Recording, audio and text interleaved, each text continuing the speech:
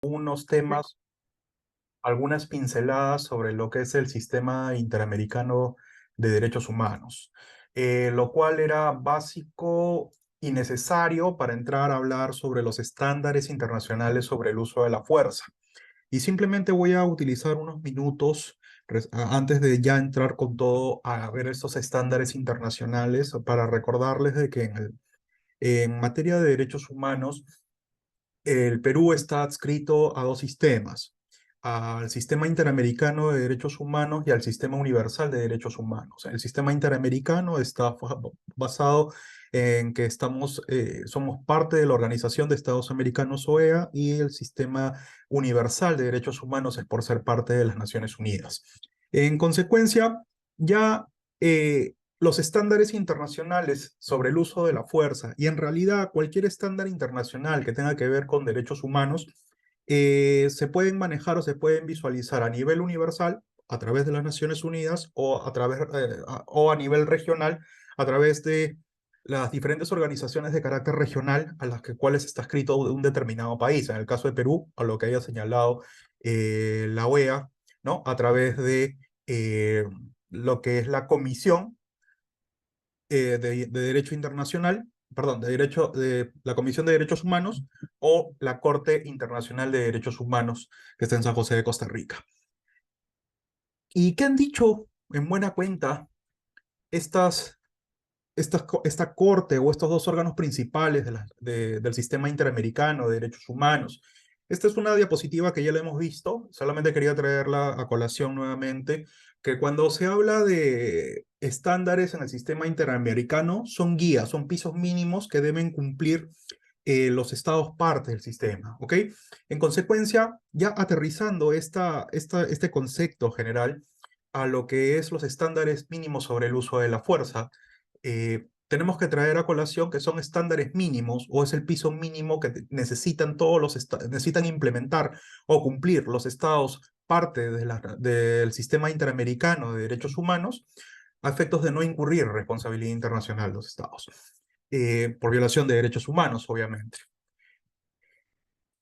¿Y qué han dicho? Bueno, les comento, tanto la Corte Interamericana de Derechos Humanos como la Comisión Interamericana de Derechos Humanos han hecho distintos aportes y son homogéneos. Sería un poco tonto o quizás un contrasentido de que no que tengan pronunciamientos distintos, ¿no? Estos dos órganos tan importantes que pertenecen al sistema interamericano de derechos humanos. Bueno, su jurisprudencia de la Corte ha venido en consonancia con los informes que ha estado emitiendo la Comisión de Derechos Humanos y viceversa, se retroalimentan uno y el otro.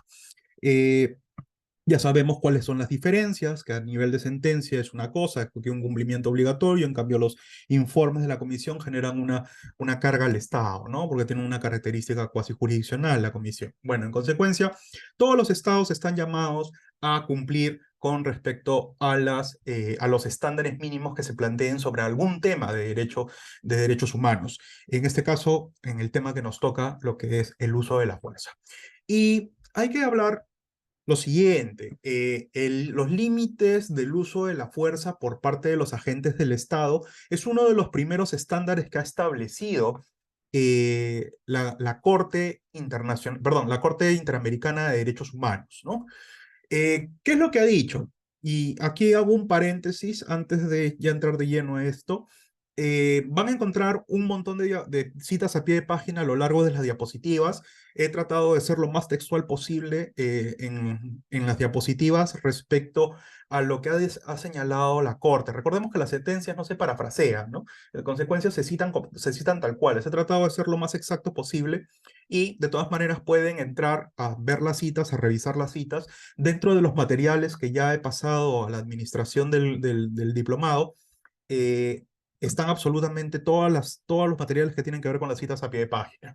O sea, hay sentencias, hay informes de la comisión, hay otros informes que he citado, medidas cautelares también que ha implementado la Comisión Internacional de Derechos Humanos y como un plus también he agregado lo que dice las Naciones Unidas respecto a lo que son los estándares internacionales del uso de la fuerza. Eh, Y aparte de ello, al finalizar, se van a dar cuenta todos los estándares que se han planteado eh, a nivel internacional, estándares que tiene que cumplir el Estado peruano. También les he pasado la normativa, los decretos legislativos, sus reglamentos y otro un decreto supremo que emitió el MIN respecto a cómo se debe utilizar el uso de la fuerza, tanto por personal de la Policía Nacional de Perú como por las Fuerzas Armadas, y cómo se debe aplicar el uso de la fuerza en poblaciones, en casos de mujeres y poblaciones vulnerables. Eso va a ser bastante interesante y ya queda a su discreción de ustedes hacer una lectura de ello en comparativo de lo que dice la Corte, lo que dice el sistema interamericano con lo que se ha planteado en dichas normas, a ver si el Estado peruano está cumpliendo estos estándares mínimos en lo que es materia del uso de la fuerza. Pero bueno, vamos a ver qué dice la Corte. La Corte ha reconocido que los estados tienen el derecho a emplear legítimamente la fuerza para cumplir con su obligación de garantizar la seguridad y mantener el orden público dentro de su territorio. Incluso, y aquí hay que hacer un resalte, la fuerza letal, pero también ha sido enfática al señalar los límites a lo que debe estar sujeto el uso de la fuerza, sin importar la gravedad de ciertas acciones ni la culpabilidad de sus autores. Tenemos que empezar de saque a señalar de que el uso de la fuerza siempre va a ser de última ratio en el sistema interamericano. Siempre se van a buscar adoptar cualquier otro tipo de medidas antes que el uso de la fuerza. Entonces, lo primero que tienen que dar, así como el derecho penal es de última ratio, es el uso de la fuerza dentro del marco del sistema interamericano, es de última ratio también. ¿Qué más nos dice la Corte? En ese sentido, la Corte ha señalado que el uso de la fuerza por parte de los cuerpos de seguridad estatales debe estar definido por la excepcionalidad y debe ser planeado y limitado proporcionalmente por las autoridades. Más adelante vamos a ver las características de la utilización del uso de la fuerza, pero aquí ya la Corte empieza a plasmar un poco sobre lo que significa utilización del uso de la fuerza. Ya hemos dicho que es de última ratio, por tanto, su carácter es excepcional. Y ojo, se requiere de que antes de implementar el uso de la fuerza, este debe ser planeado y limitado proporcionalmente por las autoridades. Si ustedes revisan cualquier declaratoria de estado de emergencia que normalmente se realiza con decreto supremo de PCM, en el cual refrenda Ministerio del Interior, refrenda Ministerio de Justicia, refrenda el Ministerio de Defensa, van a encontrar ciertos aspectos sobre estos temas. ¿Okay? Los invito a hacer la lectura correspondiente. En el peruano, normalmente, últimamente, en las últimas semanas, vienen saliendo diferentes normas, al menos una o dos veces a la semana, sobre declaratorias de estado de emergencia. Y ahora vamos a incidir un poco más sobre ello. Entonces, ¿qué nos dice? ¿Qué otra cosa nos dice la Corte? Dice, el uso de la fuerza debe ser la última ratio, lo que ya les venía diciendo, ya que puede ser usada solo cuando se han agotado y fracasado todos los demás medios. Perfecto. Hay que tener en consideración que las Naciones Unidas aprobó hace algunos años atrás, en 1990, ya tiene algunas décadas este instrumento internacional, lo que se llaman los principios básicos sobre el empleo de la fuerza de las armas de fuego por los funcionarios encargados de cumplir la ley para determinar los límites al uso de la fuerza. En consecuencia, todo lo que se ha venido desarrollando en la Comisión y en la Corte en los últimos años nace de este instrumento internacional. Ustedes también lo tienen dentro de los materiales que he compartido. Es importante su lectura para conocer más o menos lo que maquinaba las Naciones Unidas en 1990 al respecto y quizás verificar si ese instrumento necesita una actualización, digámoslo así, 2.0 al día de hoy. Pero cabe señalar de que es bastante completo, bastante completo hasta la actualidad y sus mandamientos siguen todavía vigentes.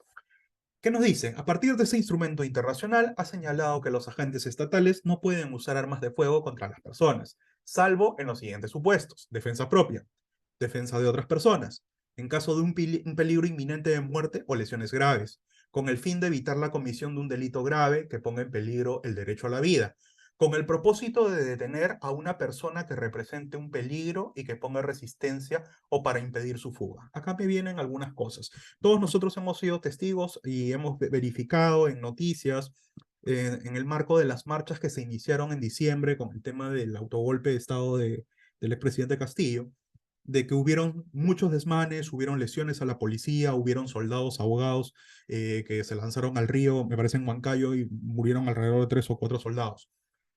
¿Por qué?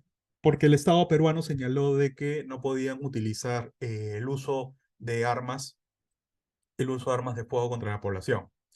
Sí, es cierto, fue la orden correspondiente en ese momento, hubieron víctimas, recuerdo el caso del policía quemado vivo dentro del patrullero, en Puno me parece que pasó. En consecuencia, si bien había una norma, esa norma de cierta manera transgredía estos estándares internacionales. ¿Por qué? Porque si el propio estándar internacional dice o señala de que existen ciertas justificantes para la utilización de armas de fuego contra las personas, bueno, todos ellos tenían que defender su vida, ¿no? Era defensa propia o incluso defensa de otras personas. Pero bueno, pasaron estos desmanes. El, si bien fue una orden o costo político bastante duro, costó vidas y vidas que no se van a recuperar, ¿no? Entonces eso es un tema a llamar a reflexión respecto a los gobernantes de turno en cuanto a que deben de conocer la normativa y el marco jurídico, tanto nacional como internacional, y los estándares internacionales permiten el uso de la fuerza en ciertos momentos, para ciertas circunstancias, y totalmente está justificado de que aquellos agentes de policía, aquellos soldados pudieran realizar ello, ¿no? Defensa propia, netamente.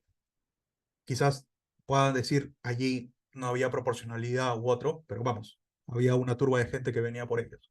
Consecuencia, ojo con eso. Todos nosotros somos abogados, tendemos a proteger derechos humanos, pero netamente aquí el estándar califica la posibilidad de utilización del uso de armas de fuego en ciertas circunstancias. Seguimos. ¿Qué nos dice? Dentro de este estándar se han desarrollado 5 subestándares respecto al uso de armas de fuego y de fuerza letal y otros más que vamos a ir desarrollando. Dice, los anteriores supuestos, o sea, los que ya he comentado cuando puede utilizar un agente las armas, dice, estos supuestos habilitan a los agentes estatales al uso de armas de fuego contra otras personas, pero solamente en caso de que medidas menos extremas sean insuficientes. Es decir, la regla general es que el uso de la fuerza letal y armas de fuego por parte de agentes de seguridad estatales está prohibido. Sí, correcto. Esa es la regla general, es de última ratio, se debe medir de cierta manera proporcionalidad, pero vamos, de que se tenía que verificar ciertos aspectos como que era bastante gente contra los pocos agentes de policía que estaban resguardando la zona, para el caso del ejemplo que señalé hace un momento. ¿Qué más dice la Corte? Cuando los agentes estatales con facultades para hacer uso de la fuerza se encuentran en casos de excepción, señalados con antelación y van a usar armas de fuego, están obligados a tomar las siguientes medidas con la finalidad de evitar confusión e inseguridad.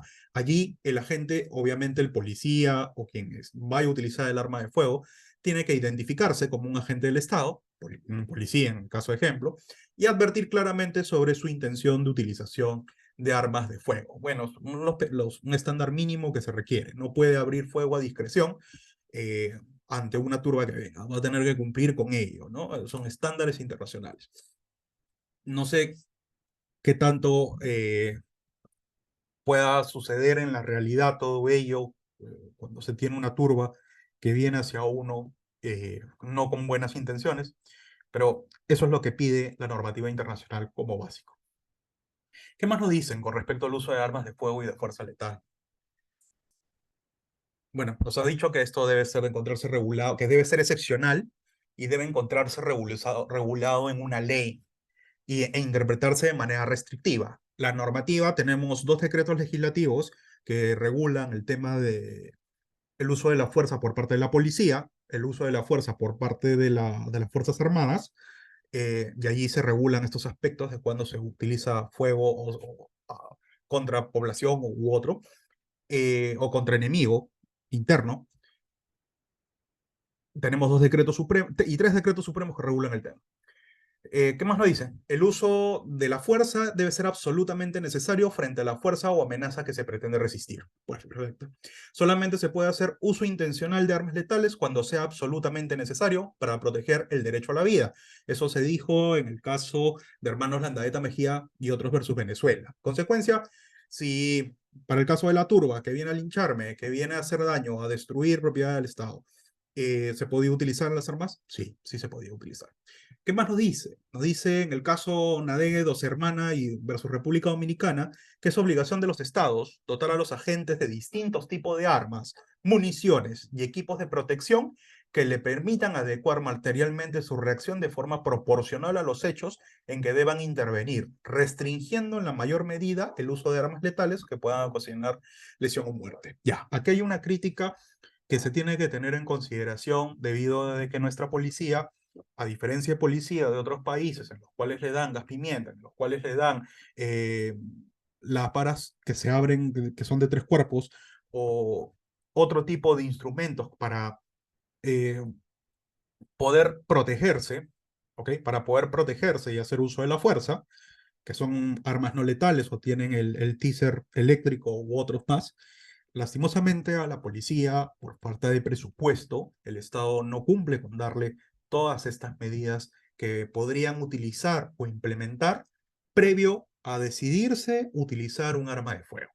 Eso es algo criticable, sí, pero entonces la pregunta es, ¿qué sucede en un Estado que solamente me da un revólver para yo realizar utilización del uso de la fuerza? ¿Tengo que utilizar el revólver directamente o expongo mi vida eh, y sin utilizar el revólver? Como el caso del policía en Puno, ¿no? Son ejemplos, sé que son un poco extremos, pero que nos llevan a meditar algunas veces qué sucede en estos casos. Bueno, lastimosamente la Corte no nos ha dicho nada de qué sucede en el caso planteado o en la pregunta planteada, solamente nos dice de que la obligación del Estado es dar. Ya, perfecto, pero si el Estado no da, ¿qué pasa? No nos dice nada, hay un vacío allí al respecto. ¿Qué más nos dice? ¿Cuáles son los límites del uso de la fuerza por parte de las Fuerzas Armadas? Aquí la Corte ha sido muy estricta en el sentido de que ha señalado de que las Fuerzas Armadas de preferencia no deben ser utilizadas para el control de disturbios internos, que debe el Estado de evitar la utilización de Fuerzas Armadas para combatir el crimen interno, ¿ok? Porque las Fuerzas Armadas eh, no tienen una formación de protección a los civiles, sino esa formación es propia de los entes policiales. Las Fuerzas Armadas tienen una formación militar en el sentido de eliminar enemigos externos, también internos, pero no tienen esa especialidad. Así, la Corte nos ha dicho que el extremo cuidado que los estados deben observar al utilizar las Fuerzas Armadas como elemento de control de la protesta social, disturbios internos, violencia interna, situaciones excepcionales y criminalidad común. O sea, nos llama a reflexionar de que el Estado no puede combatir el crimen interno, robo, sicariato u otros, con el uso de las Fuerzas Armadas. Siempre hay un debate constante, ¿no? Y se debate cada cierto tiempo cuando el índice de criminalidad crece en las ciudades, de que se señala o puedes escuchar al vecino o puedes escuchar a otra persona donde dicen, oye, no, el presidente debe utilizar a las Fuerzas Armadas para eh, cuidar las calles y demás. Bueno, eso puede ser utilizarse como un doble rasero en el sentido de qué, de que las Fuerzas Armadas, al no tener la formación correspondiente, y especialistas lo han dicho en los noticieros y demás, no tienen la formación que tiene un policía a efectos de combatir la criminalidad. Quizás hay un tema de mayor temor de los ladrones, criminales, sicarios u otros, que al ver fuerzas armadas en las calles pueda bajar la tasa de criminalidad. Pero eso es un impacto primario que quizás con el tiempo pueda cambiar, ¿no? Y se pueda volver negativo. Eso ya queda a discrecionalidad de cada uno de ustedes sacar sus propias conclusiones al respecto. ¿Qué más nos dice la Corte? En el caso excepcional de participación de las Fuerzas Armadas, o sea, si participan las Fuerzas Armadas en materia de seguridad, el Estado debe garantizar que los medios y métodos utilizados sean convencionales, es decir, en el marco de un respeto absoluto de los derechos humanos, con énfasis especial en el derecho a la vida y la integridad personal. Eh, Recuerdo el caso cuando las Fuerzas Armadas salieron y resguardaban las calles durante el tiempo de la COVID-19. Justamente por falta de preparación quizás, hubieron quizás un abuso de derecho, por así llamarlo, con respecto al uso de la fuerza, en algunos casos. Que si más allá de si estaba bien merecido o no bien merecido lo que pasaba, eh, podríamos decirlo así, golpeaban a la gente en algunos lugares, si se lo merecían o no, no voy a entrar en ese detalle, eh, o se les pasaba la mano algunas veces. Eh, Allí habría que quizás debatir un poco más sobre lo que son estos límites del uso de la fuerza, porque la sencilla razón de que no tienen la formación. Lastimosamente, en las escuelas militares, si bien hay cursos, con amigos militares he conversado este tema, hay cursos de derechos humanos y demás, con el tiempo, con el paso del tiempo quizás no lo toman muy en cuenta, ¿no? Y se deben de tener estas eh, charlas, capacitaciones en materia de derechos humanos y para las intervenciones que realizan con respecto al caso de uso de la fuerza, especialmente en estados de excepción, ¿no? Sigamos, por favor. ¿Qué otra cosa nos dice la Corte Interamericana sobre otro subestándar? Nos habla de la prohibición de la violencia sexual en el uso de la fuerza por parte de las fuerzas de seguridad. En un caso del año 2015, caso Espinosa González versus Perú, ya la Corte Interamericana se pronunció por primera vez sobre el estándar en materia de límites del uso de la fuerza por agentes estatales y el derecho humano de las mujeres a una vida libre de violencia. Y nos dice la Corte que en ningún caso el uso de la violencia sexual es una medida permisible en el uso de la fuerza por parte de las fuerzas de seguridad. Eh, Cuando suceden estados de emergencia, y por eso el Ministerio de la Mujer y Poblaciones Vulnerables emite esta norma, que es un decreto supremo del año 2020, en el cual se establecen lineamientos para la atención de mujeres y población vulnerable en caso de emergencias, emergencia nacional y otros. Estoy parafraseando la norma, ese no es el nombre exacto, pero más o menos es la idea. Eh, Se había visto en base a evaluaciones y estudios que se realizaron de que en situaciones cuando se declara un estado de emergencia, ya sea por inseguridad, ya sea por alta criminalidad u otro, eh, la tasa de violaciones sexuales subía, ¿ok? Y no solamente violaciones sexuales, había maltratos a las mujeres y demás. Y no solamente por parte de criminales o demás, sino también incluso por parte eh, de gente que está llamada a garantizar los derechos de esas personas, de la mujer y de las personas vulnerables. En consecuencia, es por eso de que el MIN emite esos lineamientos, esa normativa al respecto en el año 2020, en el marco de lo que ya la Corte Interamericana venía diseñando sobre ello. ¿Qué más nos dice la Corte? La Corte Interamericana se ha pronunciado en otros casos sobre violencia sexual y la ha definido como acciones de naturaleza sexual que se cometen en una persona sin su consentimiento, que además de comprender la invasión física del cuerpo humano, pueden incluir actos que no involucren penetración o incluso contacto físico alguno. El Perú, nuevamente, somos bastante, la Corte Interamericana ha desarrollado jurisprudencia en base a nosotros y ha desarrollado estándar de uso de la fuerza. Nos hablan del caso de Castro Castro, el penal Castro Castro, donde se habla de que un acto de violencia sexual fue considerado de que a ciertas mujeres que estaban en el penal las desnudaron y estaban todas siendo observadas por los soldados que estaban en el penal, ¿no? Que habían tomado el penal. Entonces, ¿qué nos dice la Corte? Estando rodeadas de hombres armados quienes aparentemente eran miembros de las fuerzas de seguridad del Estado, estas mujeres estaban desnudas, lo que califica ese tratamiento de violencia sexual. Es que las mujeres fueron constantemente observadas por hombres mientras se encontraban desnudas, ¿no? Asimismo, la Corte ha señalado que la violación sexual es una forma paradigmática de violencia en contra de las mujeres, pero no es la única. También hay violencia sexual.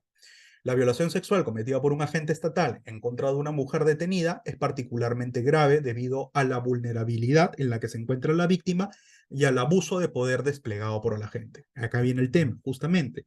Las personas, funcionarios, servidores públicos llamados a brindar un tipo de protección especial a gente, a mujeres y a poblaciones vulnerables, justamente por su carácter de garante de derechos, de asegurar sus garantes, tiene una responsabilidad particularmente agravada, ¿no? Y eso hay que considerarlo. O sea, policía de que realiza este tipo de actos, fuerzas militares que realizan este tipo de actos, tienen una responsabilidad penal agravada, ¿no? Particularmente agravada.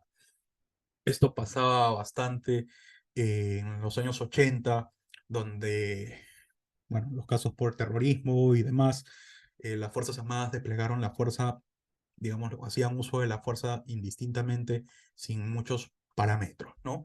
Ya son famosos los distintos los casos que están que son de conocimiento público, que han llegado a la Corte Internacional de Justicia, perdón, a la Corte Interamericana de Derechos Humanos sobre lo que ha pasado. Incluso hay un caso, el caso Bustios, ¿no? En el cual hace poco sentenciaron a un ex candidato a presidente, ¿no? Y en ese momento está en el penal, ¿no? Por un caso de violación. Entonces, casos hay muchos. La jurisprudencia va tratando de elaborar estándares conforme va revisando la casuística en el tiempo. Seguimos. Hay dos casos mexicanos donde también la Corte Interamericana desarrolla temas de violencia sexual, ¿no? Perdón, ¿cómo se califica la violación sexual? Es el caso de Inés Fernández Ortega y de Valentina Rosendo Cantú. Son dos casos de la Corte Interamericana que calificó como tortura la violación sexual de la que fueron víctimas estas dos personas, que eran mujeres indígenas y fueron violadas por parte de miembros del ejército mexicano. Y cabe señalar de que estas violaciones, a diferencia de lo que pasó en el penal Castro Castro, que se dieron dentro de estos actos de violencia sexual, se dieron dentro del penal, estos se dieron fuera de las instalaciones estatales, pero aún por agentes del ejército mexicano. Entonces, ¿qué nos dice la Corte? Dice, con estos casos se sentó un precedente importante en materia de derechos humanos de las mujeres al analizar la violencia sexual, eh, a la luz de las disposiciones de la Convención de Belén do Pará y de la Convención Interamericana para Prevenir y Sancionar la Tortura, al concluir que la violación sexual cometida por miembros del ejército mexicano fue intencional, causó graves sufrimientos a las víctimas y tenía una finalidad, y por tanto constituyó un acto de tortura. Entonces, para la jurisprudencia de la Corte Interamericana, aquella violación cometida por funcionarios del Estado, ya sea parte de la policía o de Fuerzas Armadas, es una tortura. Ojo con eso, ¿no? Hay que precisar de que la Convención de Belén do Pará es uno de los instrumentos que protege a la mujer en el sistema interamericano de derechos humanos. Si no lo conocían, los invito a leer esta Convención de Belén do Pará. Recordemos que son 16 los instrumentos del sistema interamericano, siendo esta convención uno de ellos.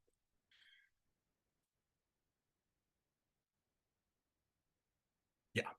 Otro de los subestándares que estableció la Corte es el uso de la fuerza por parte de agentes estatales en casos que involucran a niñas, niños y adolescentes, que son otra parte de la población vulnerable que existe. ¿Qué nos dice? La Corte ha establecido que los estados tienen particulares y especiales deberes de prevención y protección en relación con el uso de la fuerza por parte de agentes de seguridad en situaciones en que están o pueden estar involucrados niños, niñas o adolescentes. Ojo aquí, si hay niños, niñas o adolescentes involucrados, aparte del cumplimiento de todos los subestándares que ya hemos ido detallando hasta este momento, el Estado tiene que tener en cuenta estos, ¿ya? Entonces, particulares y especiales deberes de prevención y protección. Dentro de las medidas de prevención respecto al uso de la fuerza por parte de agentes estatales en contra de niños y niñas y adolescentes se encuentran la obligación del Estado de evitar que sus agentes y la sociedad en general reproduzcan el estigma de que ciertos grupos de niños y jóvenes están condicionados a la delincuencia o vinculados al aumento de la inseguridad ciudadana. Eso es obligatorio, la Corte lo ha señalado. ¿Por qué? Porque genera un clima no muy propicio para que las niñas, niños y adolescentes en situación de riesgo se encuentren ante una amenaza de ser víctimas de uso excesivo, ilegal o desproporcionado de la fuerza. Lógico, porque si yo voy como agente del orden, como policía o como fuerza de la Fuerza Armada pensando de que estos niños, niñas y adolescentes que quizás estén en una situación muy difícil o muy particular, en realidad son enemigos míos, el uso de la fuerza puede darse eh, de forma tal que no voy a garantizar su derecho a la vida o el derecho a la integridad personal de ellos. ¿Ok?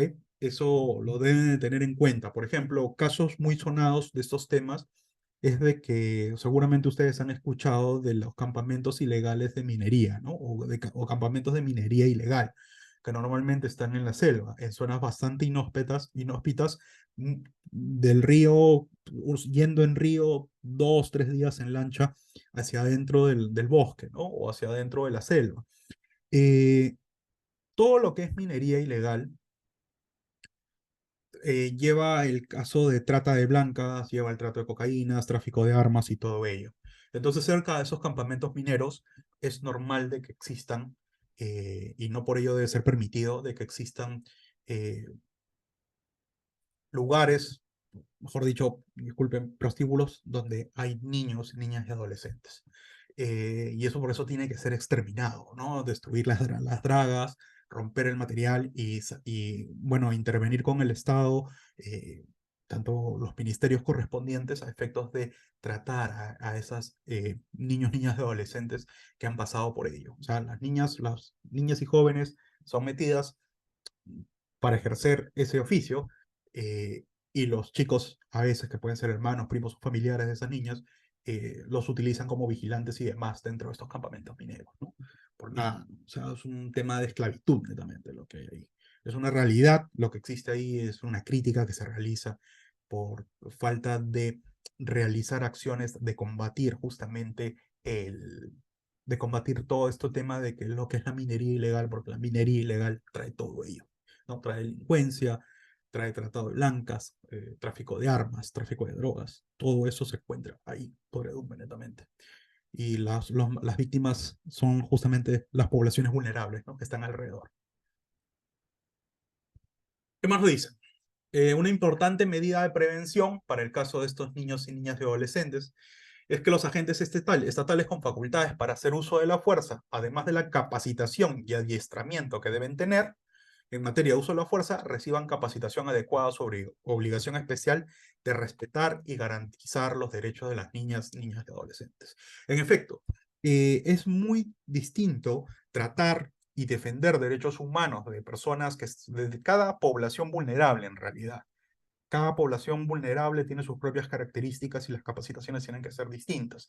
En ese marco, los niños y niñas y adolescentes que se encuentran en un marco, o en parte de una intervención donde las Fuerzas Armadas, la Fuerza Policial va a hacer uso de la violencia, necesariamente estos agentes estatales tienen que recibir este tipo de capacitaciones. ¿Ok? Esto lo dijeron en el caso Ibarra versus Ecuador, ¿no? El año 2015. Pero ¿qué otros principios o qué otros estándares ha señalado la Corte? Vamos a hablar ahora sobre principios que deben regir el uso de la fuerza por parte de agentes del Estado. A ver, los tres principios básicos que deben regir en el uso de la fuerza por parte de los agentes del Estado son tres, que son la legalidad, la absoluta necesidad y la proporcionalidad. Y la legalidad tiene una doble dimensión, o parte desde una doble dimensión. Es decir, el Estado, antes de aplicar el uso de la fuerza, debe haber creado un marco jurídico adecuado. Y el objeto de aplicación del uso de la fuerza tiene que ser un objeto legítimo. Esto se basa en el caso Dorsemana versus República Dominicana. Justamente estos tres principios se crean en ese caso del año 2012. ¿Qué más nos dice la Corte? Dice que el uso de la fuerza tiene que ser por absoluta necesidad. Es decir, solamente puede tener lugar frente a la inexistencia o falta de disponibilidad de otros medios de acuerdo a las circunstancias del caso.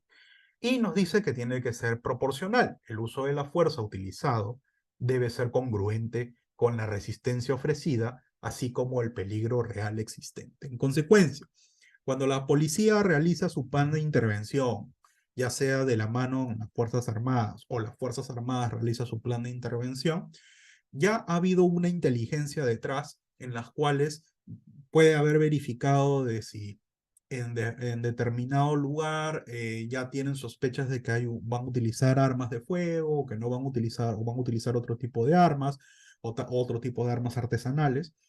eh, Se tienen que conjugar estos tres principios a efectos de realizar la utilización del uso de la fuerza. A veces es difícil saber con especificidad cuánto debe ser congruente con la resistencia ofrecida, cuándo existe un peligro real. Es difícil. Y los agentes, ya sea Policía Nacional o Fuerzas Armadas, tienen solamente pocos segundos cuando están en campo a efectos de decidir si van a utilizar el uso de la fuerza o no, ¿no? O más allá de eso, incluso el uso de la fuerza letal, si corresponde. Pero esos son los tres principios que rigen. Entonces, ¿qué más nos dice la Corte sobre estos tres principios? Eh, la Corte conoció de un caso sobre uso de la fuerza por parte de agentes estatales dentro de una cárcel. Escuchen este caso, ¿no? En el que se analizaron los anteriores principios. ¿No? A partir de la obligación del Estado de garantizar la seguridad y el orden público dentro de las cárceles, así como de la obligación de garantía del derecho a la vida e integridad personal de las personas internas y que allí trabajan. ¿Qué pasó? En el caso concreto existía un contexto de tráfico de armas y drogas, de creación de bandas y de aumento de violencia. Todo eso pasaba dentro de la cárcel, se quería realizar el uso de la fuerza. Pero ¿qué nos dijo la Corte? El Estado no podía desbordar el uso de la fuerza con consecuencias letales para los internos en centros penitenciarios, justificándose en la existencia de ese contexto, pues implicaría desconocer la obligación de prevención del Estado, así como su responsabilidad en la creación de esas condiciones. En otras palabras, le estaba diciendo, no importa las condiciones que existan dentro del penal, tú no puedes utilizar fuerza letal contra esa población. Precaución y prevención en el uso de la fuerza. Los tres principios ya antes mencionados en el caso Tarazona-Arrieta señalan de que están dirigidos a situaciones en las cuales el uso de la fuerza tiene algún objetivo o fin preestablecido. En el caso, imaginemos, de un estado de emergencia, devolver el orden, ¿no? Lo cual estuvo ausente en el presente caso por el carácter accidental del disparo, para el caso de Tarazona-Arrieta. Entonces, si voy a utilizar el uso de la fuerza en el marco de un plan preestablecido a efectos de devolver el orden social, bueno, la Corte nos dice no habría problema. Pero si hubo un disparo accidental u otro, pues el uso de la fuerza fue excesivo. Recordemos el caso de Inti O'Brien, ¿no? Algo así, ¿no? Entonces, más allá de si no se determinó quién pudo disparar, pero el caso estaba diciendo de que las armas vinieron de la policía, bueno, la policía se defendía, no voy a decir quién es responsable o no, ya la justicia determinó. En consecuencia, en el hipotético caso de que en el caso de Inti O'Brien, el arma de disparo hubiera sido dado, hubiera sido realizado, el disparo hubiera sido realizado por las fuerzas policiales, bueno, ahí había un uso excesivo de la fuerza y eso es lo que recoge la Corte. Ah, acá nos habla la Corte, en el caso Tarazona-Arrieta, desarrolla de que en casos de uso de la fuerza accidental por parte de agentes estatales, de valorarse el cumplimiento de las fuerzas de seguridad del Estado de sus obligaciones de prevención y precaución sobre el uso de la fuerza, y desarrolla 5 elementos de precaución, los cuales son contar con una serie de métodos lo más amplia posible para evitar el uso de armas de fuego y de fuerza letal. Por ejemplo, nuevamente, vamos al caso de Inti O'Brien. Se estaban utilizando gases lacrimógenos para disuadir a la gente y de que se retire. Ya. Entonces constituía elementos para evitar el uso de armas de fuego y de fuerza letal. Dotar a los funcionarios públicos facultados para el uso de armas de fuego de distintos tipos de armas y municiones para que puedan hacer un uso diferenciado de la fuerza y de las armas de fuego. Dentro de este tipo de armas deberían encontrarse armas incapacitantes no letales, como cuáles, balas de goma, eh, quizás granadas aturdidoras, quizás, no soy especialista en eso, pero bueno, retiremos el tema de granadas, pero balas de goma sí, los propios gases lacrimógenos y entre otros tipos de protección. Garantizar que las armas de fuego se utilicen solamente en circunstancias apropiadas, reglamentar el control, almacenamiento y distribución de armas de fuego, crear procedimientos que aseguren que los agentes estatales respondan de las armas de fuego o municiones a su cargo. Ya. En este último, eh, en este último objeto de prevención, ya, digamos que crear procedimientos que aseguren que los agentes estatales respondan de las armas de fuego o municiones a su cargo, Claro, a cada policía se le da, o a cada Fuerza Armada se le da su arma reglamentaria más una cantidad de balas o de munición. Y eso debería ser regulado, o sea, cuando se piden más balas y dan. Lo que pasó en el caso de Inti O'Brien, recuerdo de que s- salió en la prensa este tema de que no tenían la cantidad o había un problema con el inventario, ¿no? Consecuencia, una de las tantas cosas que salió a la luz en ese caso. Eh, digámoslo así, de que fallaron en este aspecto. Pero bueno, eso es lo que la Corte más o menos ha delimitado al respecto. Y pasemos a otro tema. Derecho a la vida y el uso de la fuerza por parte de agentes del Estado. Hay que tener en consideración de que la Corte Interamericana, al momento de desarrollar todo lo que son estos lineamientos mínimos básicos, estos estándares sobre el uso de la fuerza, tratan de garantizar lo que es el derecho a la vida, la integridad personal y el acceso a la justicia, recogiendo distintos artículos de la Convención Americana de Derechos Humanos. ¿Ok? Entonces, la Corte, basándose en esto, ha generado un criterio fundamental en que siempre será considerado como privación arbitraria de la vida la que es resultado del uso de la fuerza ilegítima, excesiva o desproporcionada. Asimismo, la Corte ha calificado como ejecuciones extrajudiciales las generadas por el empleo deliberado del uso de armas letales dirigidas a privar de la vida a personas que no representan en definitiva una amenaza. Aquí podemos hablar de varios casos. Imaginemos el caso de la Embajada de Japón, a traer a colación. Eh, Dentro de las investigaciones que se han realizado, se ha señalado de que hubieron ejecuciones extrajudiciales, por un lado. Hay otras versiones en las cuales se ha dicho de que no hubieron ejecuciones extrajudiciales después del operativo Chavín de Guantar, que todos los terroristas murieron en la toma de la embajada.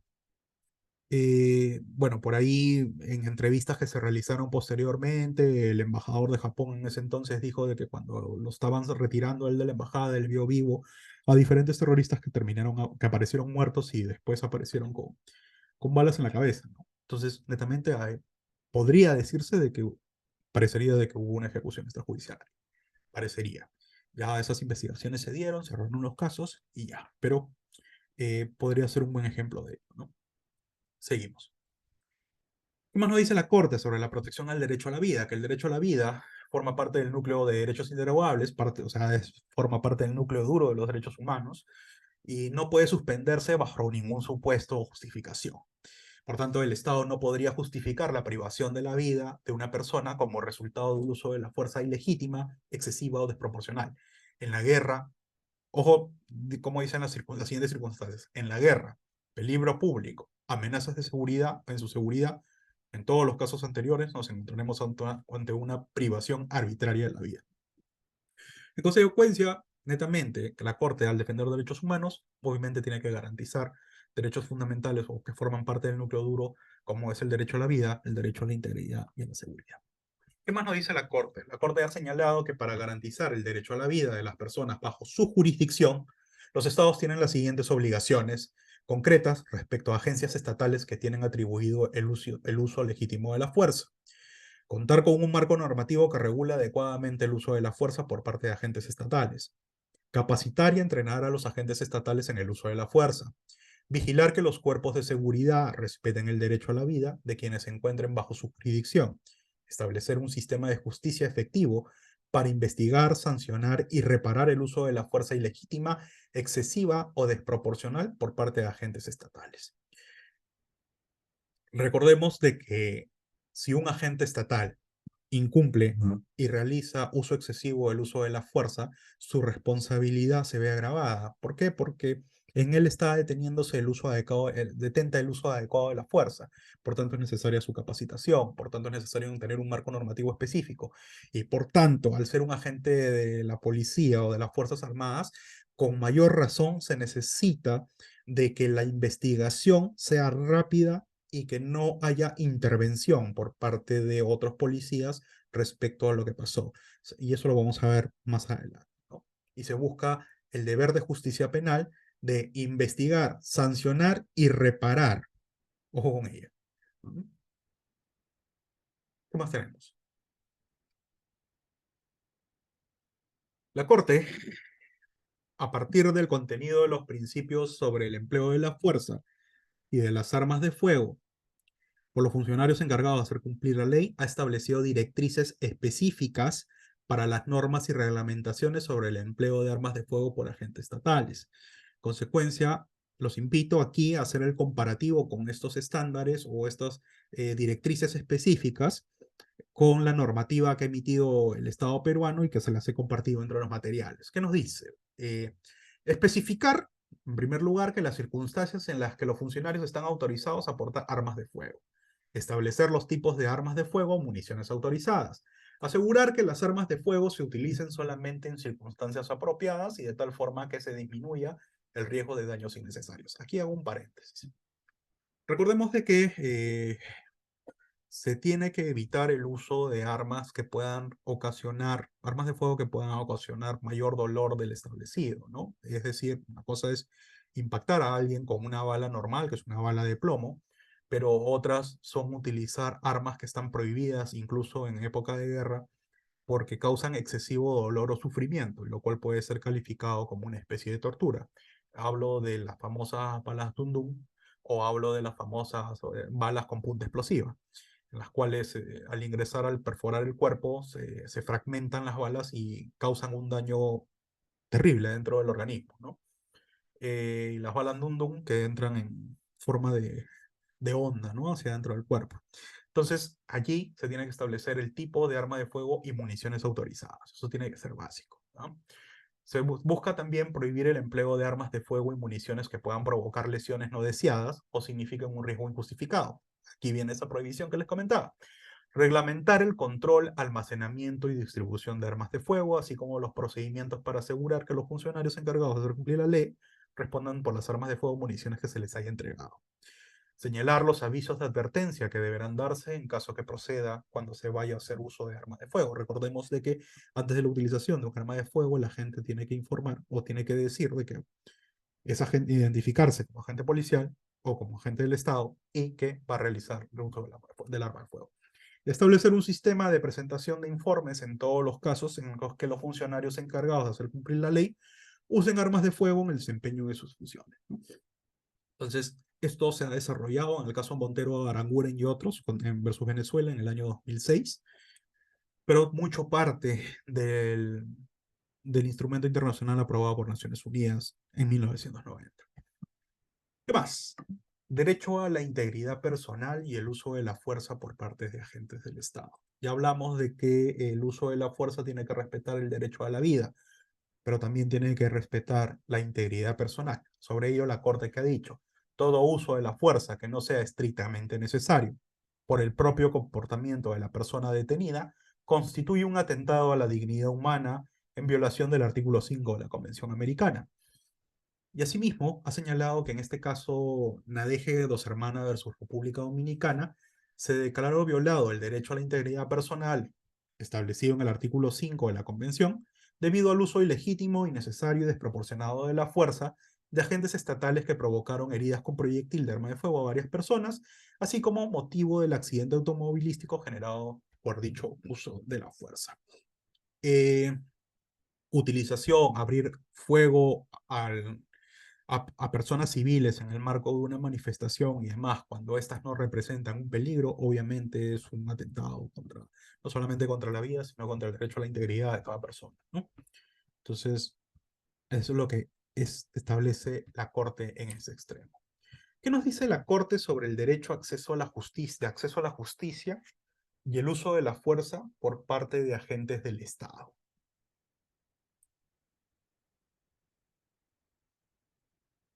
Y aquí es importante que los estados hayan establecido normativa específica al respecto. ¿Qué nos dice? En casos de muerte y violencia por el uso de la fuerza, la Corte ha señalado que los estados se encuentran obligados a llevar a cabo una investigación que cumpla las siguientes características. Tiene que ser de oficio, sin dilación, independiente, seria, imparcial y efectiva. ¿Por qué? Porque sucede de que a veces los órganos que detentan el uso de la fuerza o ejecutan el uso de la fuerza tienden a poder, por hacer espíritu de cuerpo, por así decirlo, pueden llevar a cometer, entorpecer las investigaciones que se vienen realizando. Por eso tiene que ser rápido, sin dilaciones e independiente. ¿Qué más? Cuando se trata de uso de la fuerza por parte de agentes estatales, esta debe ser más rápida y completa y considerar todas las circunstancias y el contexto de los hechos, incluyendo las acciones de planeación y control. Eso es bastante importante. Cuando se dio el caso de Inti O'Brien, dentro del marco de investigaciones que realizó la Fiscalía, el Ministerio Público, se fueron a las acciones de planeación y control con respecto a detener a la turba de gente que estaba realizando estas manifestaciones. Eso fue de público conocimiento, ¿no? Toda intervención tiene que tener un plan y justamente desde el plan partieron para ver qué tipo, cómo iban a ser las intervenciones, el tipo de arma que se iba a utilizar, cuáles iban a ser las medidas disuasorias y también cuáles eran las órdenes que se dieron se podrían dar durante el operativo. Por tanto, en este marco, el Estado se encuentra obligado a investigar, cumpliendo con los estándares señalados en el párrafo anterior, tan pronto tenga conocimiento de que sus agentes de seguridad han hecho uso de armas de fuego con consecuencias letales para determinar si la privación de la vida fue arbitraria o no.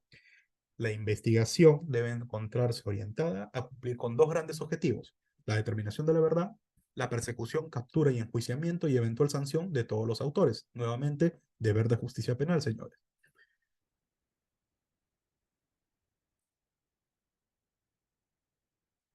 Asimismo, la Corte ha señalado que en todos los casos en que el uso de la fuerza por parte de agentes estatales haya provocado muerte, lesiones a una o más personas, el Estado se encuentra obligado a dar una explicación que sea convincente y satisfactoria, así como a desvirtuar las alegaciones sobre su responsabilidad a través de las pruebas adecuadas. Pregunto, en base al conocimiento que se tiene, en el caso de Indy O'Brien, ¿se llegó a dar una explicación que sea convincente y satisfactoria o sencillamente se llegó a que faltaban medios probatorios a efectos de determinar si hubo responsabilidad? Porque a las finales nunca se determinó si los proyectiles que impactaron a estos dos chicos finalmente fueron disparados por la policía o por la misma turba. Entonces quizás no fue tan convincente o satisfactorio. Solamente dejo la pregunta ahí. Queda cada uno a su discreción. ¿Qué más nos dice la Corte? La Corte ha establecido subestándares que ha desarrollado frente a actuaciones específicas que los estados deben llevar a cabo para cumplir adecuadamente con su obligación de investigar el uso de la fuerza letal por parte de agentes. ¿Cómo cuáles? Nos ha establecido tres. Y todos esos están en las sentencias de Cruz Sánchez, hermanos Landaeta y Nadegue Dorce. ¿Qué nos dice? Habla sobre el manejo de escena de los hechos y tratamiento de cadáveres, donde debe realizarse las diligencias mínimas para la conservación de los elementos de prueba y evidencias que puedan contribuir al éxito de la investigación. Eh, Creo que en el caso nuevamente de Inti O'Brien, que es el que más tengo a la mente, y disculpen si lo repito mucho, estos chicos reciben el impacto en los cruces de estas dos avenidas, de la avenida Bancay, cerca al Parque Universitario, y son evacuados. Entonces ahí se perdió quizás el manejo de la escena de los hechos. Estaba muy contaminada porque hubo tiro de piedras o bombas lacrimógenas por un lado u otro.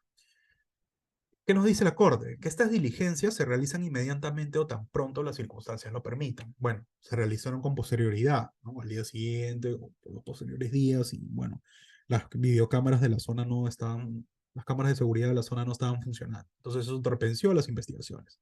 ¿Qué más nos dicen? La prueba de balística también es importante. Se debe determinar la cantidad de disparos proferidos por dichas autoridades a efectos de determinar si el uso de la fuerza fue necesario y proporcional.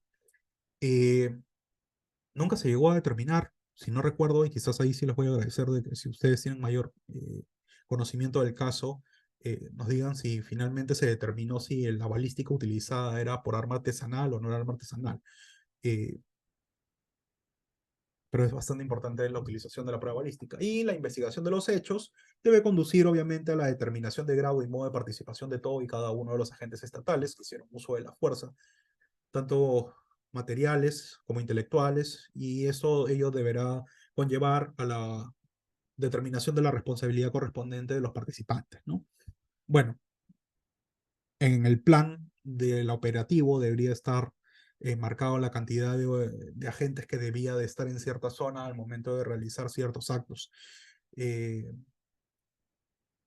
y el tipo de armamento que podían utilizar y ello, ¿no? Que eso ayuda a la investigación, pero bueno, cuando hay tanto desmanes y temas que entorpecen la investigación, bueno, no se llega a buenos resultados, obviamente. ¿Qué más nos dice la Corte? La Corte nos señala que las reparaciones ordenadas en casos de uso de la fuerza por parte de los agentes del Estado. ¿Qué ha dicho la Corte en diferentes sentencias? ¿Cómo repara en caso de violación a los derechos humanos por uso excesivo de la fuerza? Ya sea porque ese uso excesivo causó lesiones o porque causó la muerte de alguna persona. La Corte ha ordenado al Estado conducir eficazmente y con la debida diligencia las investigaciones correspondientes. Deber de justicia penal nuevamente, encaminar a esta investigación debe estar encaminada a identificar, enjuiciar y sancionar a los responsables, para lo cual debe cumplir las siguientes medidas específicas. Todas las autoridades se encuentran obligadas a colaborar en la recolección de la prueba, así como a no obstruir la investigación. Asegurar el pleno acceso y capacidad de actuar de los familiares en todas las etapas de la investigación. No utilizar figuras como la amnistía, prescripción y retroactividad de la ley penal, cosa juzgada, ne bis in idem o cualquier eximente de responsabilidad. Eso genera responsabilidad internacional del Estado. Garantizar que el caso sea procesado en la jurisdicción ordinaria, es decir, que no se utilice jurisdicción militar. Obvio, pues, porque si se utiliza la jurisdicción militar en casos de militares que han utilizado el uso excesivo de la fuerza, quizás se termine justificando el tema. Divulgar públicamente los resultados de los procesos para que la sociedad conozca la verdad de lo sucedido. ¿Qué más? Nos vamos a las formas de reparación, independientemente de lo que es la indemnización o, bueno, aquí no califica, no cabe la restitución en íntegrum, no podemos retroceder el tiempo y regresar al estado de las cosas a como era con anterioridad a la violación del derecho humano. Eh, la Corte ha hecho especial incidencia y es muy rica en la cantidad de casos en las cuales ha desarrollado lo que son otras medidas adicionales a la reparación como tal o indemnización a efectos de sancionar a los estados. Entonces, ¿qué nos ha dicho? Que como medidas de reparación, dentro del marco de garantías de no repetición, el Estado puede adecuar su legislación nacional, así como vigilar a los cuerpos de seguridad que pueden hacer uso de la fuerza legítima para que respeten el derecho a la vida de las personas que se encuentran bajo su jurisdicción. Pero también ha ordenado otro tipo de medidas, como implementar políticas internas tratándose del uso de la fuerza por parte de sus agentes, buscar estrategias para implementar los principios básicos sobre el empleo de la fuerza y las armas de fuego de los funcionarios encargados de hacer cumplir la ley. Este es el instrumento internacional de Naciones Unidas, ¿ya? Para hacer uso adecuado del uso de la fuerza. Capacitar a los agentes estatales para que conozcan las disposiciones legales que permitan el uso de las armas de fuego. Es decir, todo agente estatal mínimamente, si es de la policía, debe conocer el decreto legislativo correspondiente sobre uso de la fuerza, su reglamento, eso como mínimo. ¿Qué más dice? Que hay que entrenar adecuadamente para que tengan elementos suficientes para decidir en un caso concreto sobre usar o no la fuerza legítima. Aquí la crítica que se puede realizar es que los agentes de policía actualmente tienen muy poco tiempo de entrenamiento, ¿ok? En consecuencia, no, muy difícil es que puedan llegar a discernir cuándo utilizar o no la fuerza legítima, y no hay mayor incidencia al respecto dentro de la academia policial. Ese tema tiene que cambiar, tiene que hacerse bastante insistencia en ello. Eh, Capacitar a los agentes estatales en temas específicos sobre el uso de la fuerza, ya sea sus límites, uso proporcional, normas de protección de derechos humanos que prohíben su uso desproporcionado.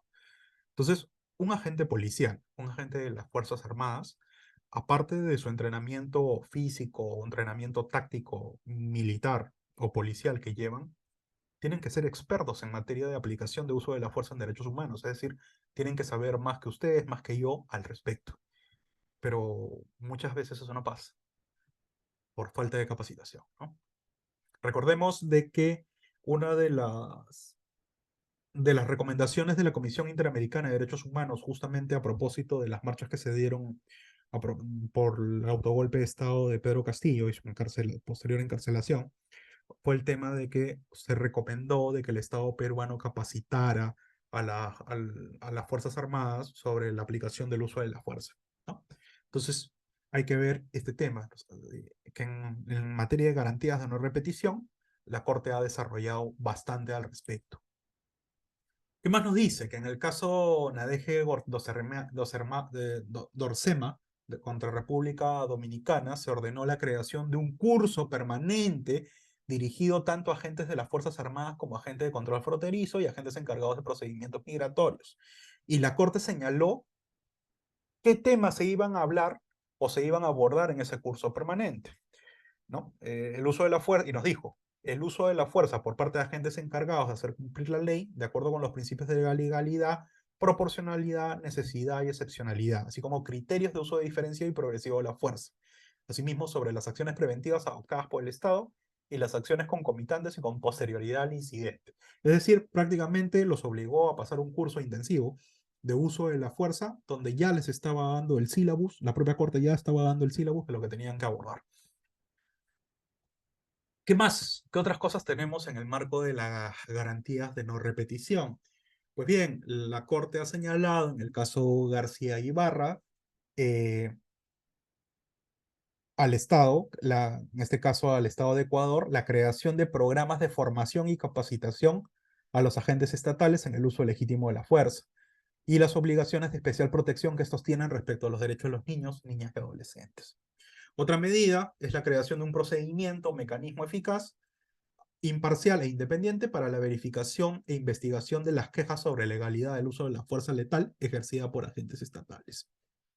Consecuencia, hemos podido ver que dentro del marco de garantías de no repetición, la Corte ha abordado y ha desarrollado bastante diferentes tipos de medidas de este tipo a efectos resarcir, de resarcir, de sancionar al Estado y resarcir ciertos derechos expectaticios, no solamente de los deudos, de los familiares o de los afectados, ¿no? Por el uso excesivo del uso de la fuerza.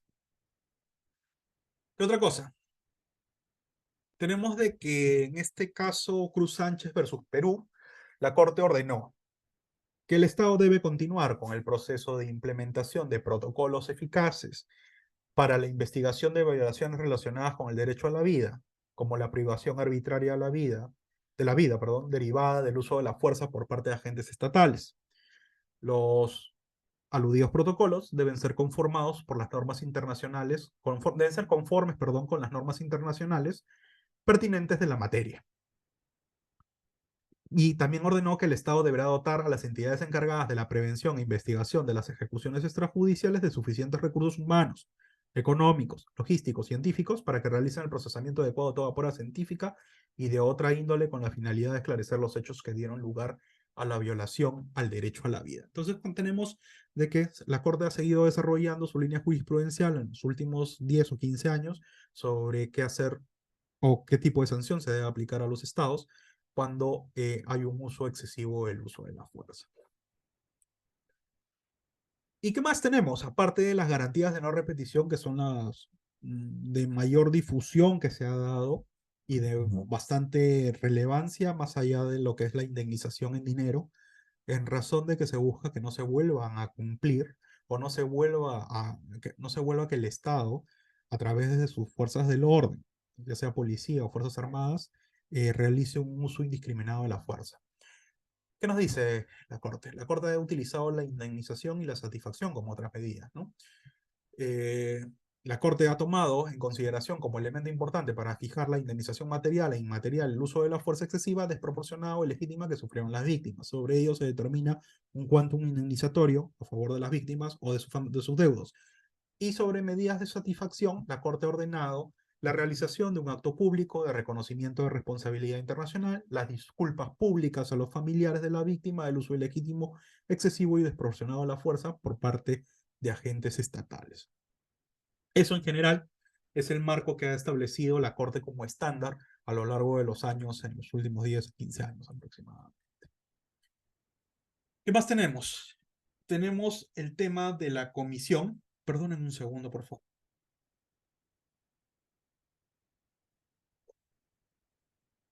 Tenemos que la Comisión Interamericana de Derechos Humanos también ha desarrollado otros aspectos respecto al uso de la fuerza. Eh, si bien les decía en un principio, al momento de iniciar esta sesión, de que tanto la Corte como la Comisión vienen realizando pronunciamientos homogéneos y todo lo que ahora o hace unos minutos o hasta la diapositiva anterior le señalaba como sentencias de la Corte, eso ya venía con un desarrollo anterior a través de los informes de la Comisión Interamericana de Derechos Humanos. Pero hay ciertos informes de la Comisión Interamericana de Derechos Humanos que todavía no tienen, que no han sido acogidos por la Corte, y eso no significa que esté mal, pero lo que pretendo presentarles en las siguientes diapositivas son aspectos diferentes sobre pronunciamientos que ha hecho la Comisión Interamericana, o más que diferentes, sobre ciertos o sobre otros aspectos que no han sido recogidos por la Corte hasta el momento. Aspectos de no aburrirlos y no repetir más sobre lo mismo, porque ya la Corte a nivel de sentencia ha desarrollado bastante. Pero veamos qué nos dice la Comisión Interamericana de Derechos Humanos al respecto.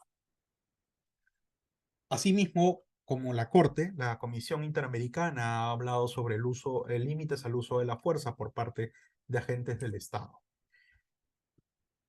¿Y qué nos dice? Dice, por lo irreversible de las consecuencias que podrían derivarse del uso de la fuerza, su utilización debe concebirse como último recurso y debe ser limitado cualitativa y cuantitativamente. Tiene que tender a impedir un hecho de mayor gravedad que el que provoca la reacción estatal. El uso de la fuerza por parte de agentes estatales debe encontrarse claramente limitado a través del marco jurídico del Estado, de la Constitución y la ley, así como de los instrumentos internacionales de los derechos humanos. En consecuencia, tenemos tres pilares fundamentales: derecho a la vida, a la integridad, eh, bueno, dos pilares fundamentales: derecho a la vida y el derecho a la integridad. Y sobre esos dos pilares fundamentales descansa todo el marco jurídico internacional de protección de los derechos humanos y de derecho internacional público. Y también descansa lo que son los mandatos constitucionales y la ley para el tema del ejercicio legítimo del uso de la fuerza. ¿Qué más tenemos? La Comisión también nos dice que si la fuerza pública ejerce su labor desbordando sus atribuciones, traspasando sus límites, se convierte en un nuevo factor de violencia y contribuye a agravar la situación en vez de resolverla. Estima la Comisión, asimismo, que es el responsable de los derechos humanos, lo que evitará posibles abusos por parte de la fuerza pública, dándole esta mayor legitimidad y fortaleciéndola. Sencillamente lo que señala la Comisión de que si el actuar de las fuerzas del orden conlleva a una actitud de utilización indiscriminada del uso de la fuerza, va a haber una mayor reacción. Y ese caso pasó en los 80s en los pueblos altoandinos, donde obviamente las Fuerzas Armadas llegaban, eran abusivos por tratar a todos los pobladores de la zona como terroristas. Quizás habían algunos, quizás muchos, pero trataban indiscriminadamente a todo el mundo y a las finales utilizaban y podían realizar ejecuciones extrajudiciales, y ahí quedaba el tema. Por eso las poblaciones no colaboraban ni con las fuerzas policiales, ni con las fuerzas, ni con el ejército. No voy a entrar a debatir si estaba justificado o no. Simplemente trato de señalar o traer un ejemplo más o menos que se adecue a lo que señala la Corte, ¿no? Basado en esa experiencia y en otras más, porque sencillamente lo que pasó aquí sucedió en diferentes lugares. Por ejemplo, este pronunciamiento de la comisión se basa en un informe situacional de los derechos humanos en Bolivia del año 81, ¿no? Justamente época, más o menos, en lo que aquí pasaba lo mismo. ¿Qué más tenemos? La Comisión Interamericana ha señalado que el derecho a la vida es todo momento el límite ineludible del uso de la fuerza por parte de los agentes estatales, sea en tiempo de paz, en situaciones de emergencia distintas de la guerra o durante conflictos armados. El artículo 4 de la Convención Americana y el artículo 1 de la Declaración de Derechos y Deberes del Hombre rigen el uso de la fuerza letal por los estados y sus agentes, prohíben la prohibición arbitraria de la vida y las ejecuciones sumarias. Entonces hay que tener en consideración de que el uso de la fuerza no es porque yo esté en guerra, el uso de la fuerza va a ser indiscriminado. No. Recordemos de que en marco de guerra existen otras normativas que fundamentan el derecho internacional, no solo el de los derechos humanos y también el derecho internacional humanitario, ¿ok? Pero el uso de la fuerza en consonancia con con esos instrumentos internacionales no puede ser indiscriminado. Tiene que haber un plan, tiene que haber una reacción, tiene que haber la utilización de la normativa, la constitución, la ley, y ya el Estado peruano, desde hace algunos años, cuenta con sus propias normativas actualizadas sobre la utilización del uso de las armas, perdón, sobre la utilización del uso de la fuerza. Seguimos. Límites al uso de la fuerza por parte de las Fuerzas Armadas. La Comisión ha enfatizado que para el respeto y garantía de los derechos humanos reconocidos en la Convención Americana, es necesaria una separación clara y precisa entre la seguridad interior y la defensa nacional.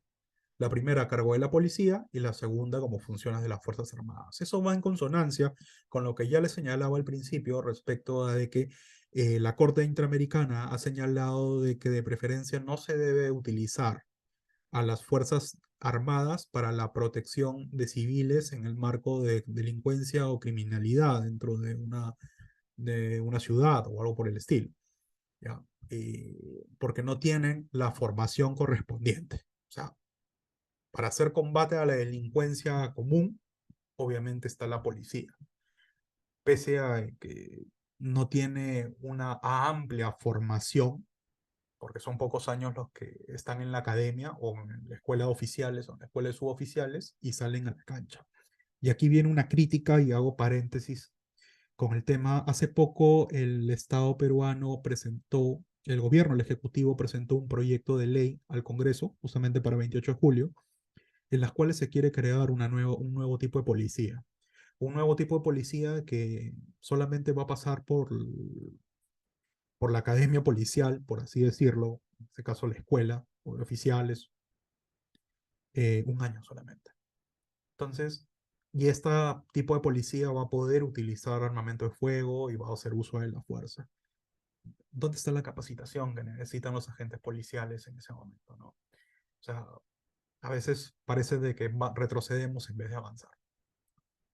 Y sobre esto o este conocimiento público, ha habido bastantes críticas al respecto sobre este proyecto normativo que ha presentado el Ejecutivo y no sé si prosperará en el marco de que el Ejecutivo pretende pedir facultades al Congreso dentro de poco.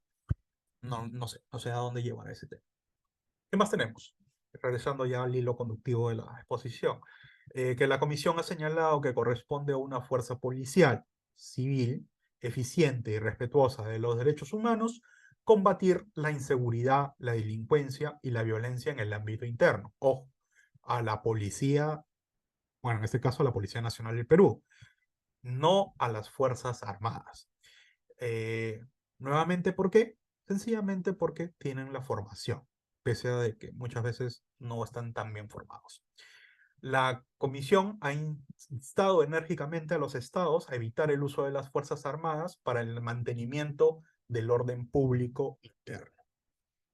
Y aquí traigo a colación un ejemplo. Les comentaba hace un rato de que más o menos una vez o dos veces por semana estaban saliendo declaratorias de estado de emergencia o ampliación de declaratorias anteriores del estado de emergencia, especialmente en zonas como Puno, que todavía hay bastante conflicto social, por diferentes aspectos, criminalidad y en otras partes cerca de Huancayo y Junín. Esos son los decretos supremos que han salido en las últimas 2 semanas. Seguro ustedes al revisar el peruano han leído rápidamente algunos extremos de ellos. Bueno, les invito a leerlos. ¿Por qué? Porque hay un artículo cliché que siempre ponen es el artículo 4 normalmente, que lo ponen en estos decretos supremos, en los cuales dicen algo así: la Policía Nacional del Perú llevará a la ejecución de la protección de civiles u otros, y las Fuerzas Armadas apoyarán, y quien lidera es la Policía Nacional del Perú, justamente para evitar incumplir con este marco que ha establecido la Comisión y obviamente la Corte Interamericana de Derechos Humanos, ¿no? Es decir, yo policía ejecuto, llevo a cabo las ejecuciones, combato la criminalidad, puedo recibir ayuda de las Fuerzas Armadas, pero ojo, que la planificación y demás, yo la cumplo. Pero hay otros casos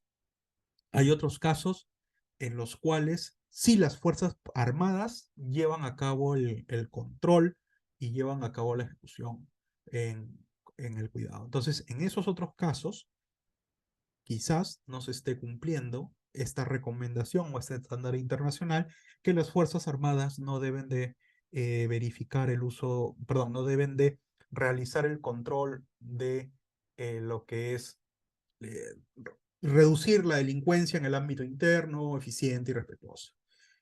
Si es bueno o es malo, mmm, bueno, puede ser bueno mientras no haya ningún tipo de problema, ni por ahí hay algún disparo y termine muerto alguien.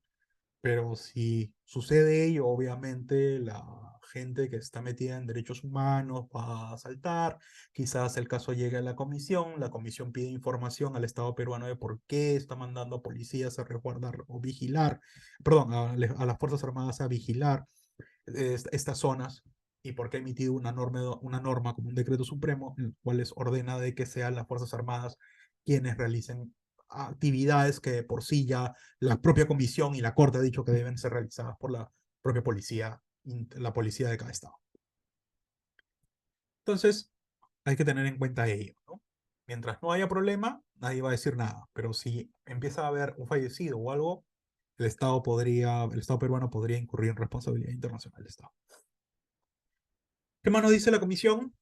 Ya en un caso, en el marco de la situación de derechos humanos en Venezuela en el año 2003, nos dice que la intervención de las Fuerzas Armadas en cuestiones de seguridad interna en general suele encontrarse acompañada de violaciones de derechos humanos en contextos violentos. Por ello es aconsejable evitar la intervención de las Fuerzas Armadas en cuestiones de seguridad interna, ya que acarrea el riesgo de violaciones de derechos humanos. Y al señalar esto, sencillamente, nuevamente traigo el caso de lo que pasaba en los años 80, ¿no? Donde la policía, las Fuerzas Armadas habían tomado el control, iban a los pueblos buscando terroristas, y finalmente se les pasaba la mano. No solamente podría cometer quizás en algún momento ejecuciones extrajudiciales, sino de que habían otro tipo de violaciones a los derechos humanos de las personas, ¿no? Torturas, violaciones a mujeres u otro caso. Eh, yo sé que cada persona tiene su propia forma de ver esa situación, pero bueno, tenemos que aprender de nuestros errores, todos, ¿no? De lo que pasó y que no se vuelva a repetir. ¿Qué más nos dice la comisión? Nos dice: por muy grave que sea la situación de orden interno, incluso de criminalidad ordinaria en el ámbito interno, esta no constituye una amenaza militar a la soberanía del Estado. Ojo con esto, o sea, la comisión está incidiendo que no se puede utilizar a las Fuerzas Armadas para hacer vigilancia interna contra criminalidad y demás. Entonces, me pregunto, ¿no? Si empiezan mañana a sacar a las Fuerzas Armadas, como es el clamor del pueblo o de mucha gente, incluso en el Congreso, que las Fuerzas Armadas deben dejar las calles ante la ola de sicariatos, de asesinatos y demás que viene realizando el país, y estando dentro del marco de la Comisión Interamericana, de la Corte la competencia contenciosa de la Corte Interamericana, y suceden cosas como uso excesivo de la fuerza, termina gente lesionada, termina gente muerta, por más que sea delincuente, va a haber este problema. ¿ok? Va a haber un problema de que la comisión va a decir, ven acá a Perú, quiero conversar contigo, ¿qué ha pasado acá? Y puede determinar un caso ante la Corte Interamericana. Entonces sabemos, tenemos que no solamente ser reactivos ante la situación, sino que también tenemos que saber en qué contexto normativo, jurídico, tanto nacional como internacional, está enmarcado el Estado peruano y cuáles son sus obligaciones. Entonces, si lo vemos desde un punto de vista netamente objetivo, quienes piden la intervención de las Fuerzas Armadas para el cuidado interno o para la seguridad interna del país por temas de crimen, de criminalidad, digámoslo así, no conoce el sistema interamericano, no conoce los lineamientos que estamos hablando esta noche. ¿Que el Estado peruano podría ser susceptible si pasa algo de responsabilidad internacional? Sí, puede ser susceptible. Y quizás el remedio pueda salir más caro que la enfermedad. ¿Qué más nos dice la comisión? La comisión nos habla de la participación de las Fuerzas Armadas en cuestiones de seguridad interna. Eh, en México, en un caso del año 98, la comisión manifestó su preocupación por la tendencia creciente a la utilización de oficiales de las Fuerzas Armadas en ejercicio de sus funciones policiales. Asimismo, advirtió sobre las serias violaciones de derechos humanos que podrían resultar de esta situación. En un último informe, la comisión recomendó el retiro de las Fuerzas Armadas de las tareas de seguridad pública y que éstas sean resumidas por la Policía Civil o a quien compete esa labor. Por ahí me dirán ustedes, oye Luis, pero quizás es prudente de la utilización de Fuerzas Armadas, fuerzas militares, porque nosotros no tenemos guerra, los oficiales, los suboficiales están en las bases trabajando de cualquier tema, pero, o sea, y finalmente viven de los impuestos de la población, pero no ayudan en nada porque no hay guerra. Y como no hay guerra, sencillamente están ocupando un asiento y nada más. Bueno, en parte tienen razón, pero ¿no creen de que el problema en realidad es que falta policía y quizás habría que dar algún tipo de subvención o porque es de interés del Estado que existan más policías en la calle? No lo sé, me pregunto. De mala forma, entiendo que el Ejecutivo, a través de este proyecto de ley, quiere sacar más policías a la calle, pero la forma como lo está haciendo es inadecuada. O sea, yo no puedo sacar un policía a la calle eh, que 3 años de formación son insuficientes, pero con este proyecto de ley se quiere dar un año de formación. O sea, el remedio va a ser peor que la enfermedad. Van a haber más casos de uso excesivo de las Fuerzas Armadas. Quizás no estén lo suficientemente preparados para salir a las calles. Por ahí se señaló en este proyecto de ley de que querían utilizar gente que había tenido formación militar y todo como para evitarse la capacitación. Pero en realidad eso no evita la capacitación. O sea, hay una crítica fuerte y hay que hacerla, ¿no? O sea, eso no evita la capacitación. Esta tiene que ser formada, tiene que estar bien atléticamente. El caso de la policía y la seguridad. Tenemos muchos policías que... Ya, yo soy gordito, yo soy gordo, ya, perfecto. Yo soy un civil, no soy policía, yo no tengo que defender a nadie. Eh, pero hay cuerpos de seguridad de la policía, agentes de la policía, que no están en las mejores condiciones físicas. Esa persona no tiene una capacitación adecuada, no va a pasar un examen médico. Debería de estar ahí, quizás ya no, habría que evaluar, ¿no? Esas circunstancias.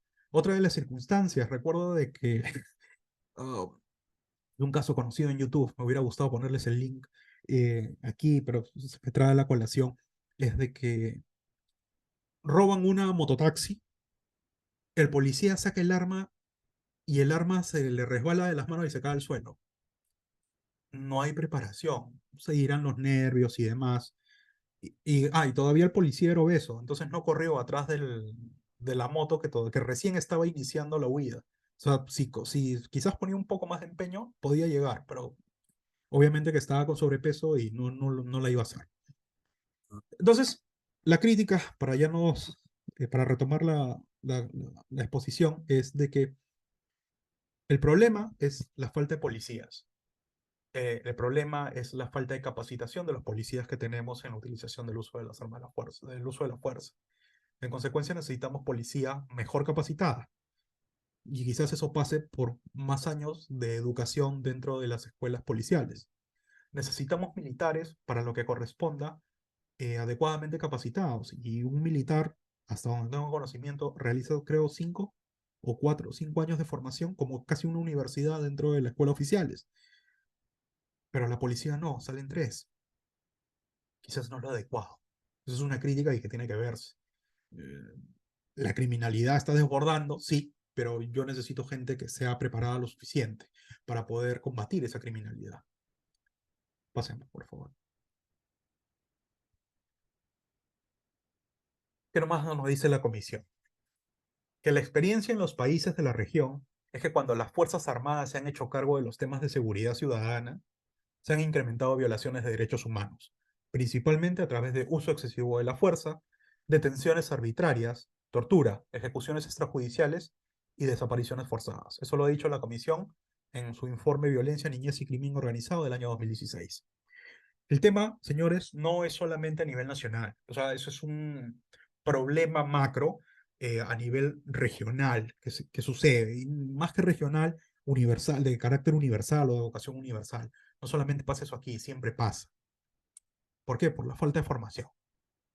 ¿Qué más nos dice la Comisión? El uso de la fuerza contra personas que pertenecen a grupos de situación de vulnerabilidad.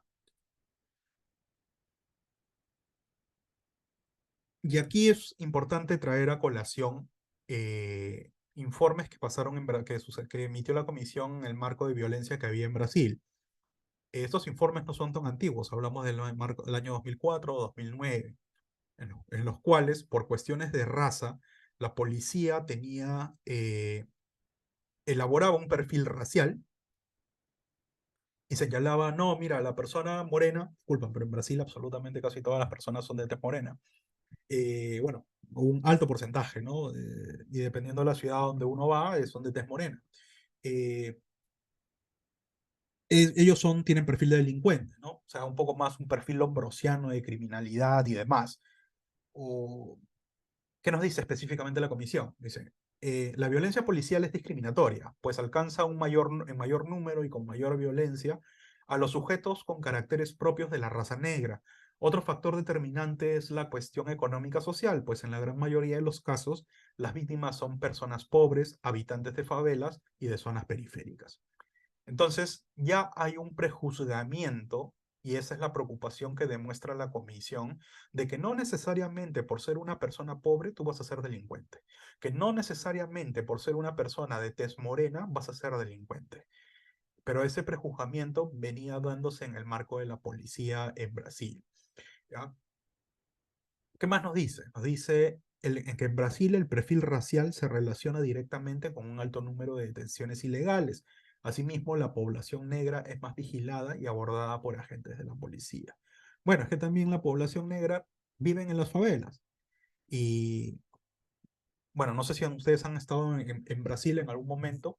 Río es una ciudad fantástica, pero las favelas, o que son las comunidades que ellos le llaman, están cerca de todo y es como si yo caminara por Miraflores, entre Miraflores y San Isidro, y en el medio hay una comunidad, ¿no? Hay una favela. Eso pasa. Eh, y sí, mucha gente de la favela sale a caminar, a transitar, y muchos también, otros salen a robar, ¿no? eh, a turistas y otra gente que están por ahí. Muchos de estas personas sí cumplen con que son gente de tez morena, de tez trigueña, eh, pero también hay de otro tipo. Consecuencia, finalmente, al final del día, lo que se debe erradicar es sencillamente eh, este tema o este perfil racial.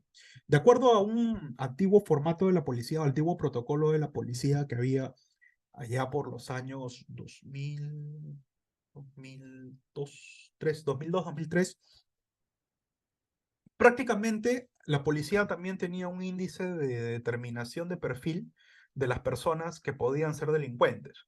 Y era gracioso porque en base a ese protocolo de aquel año, eh,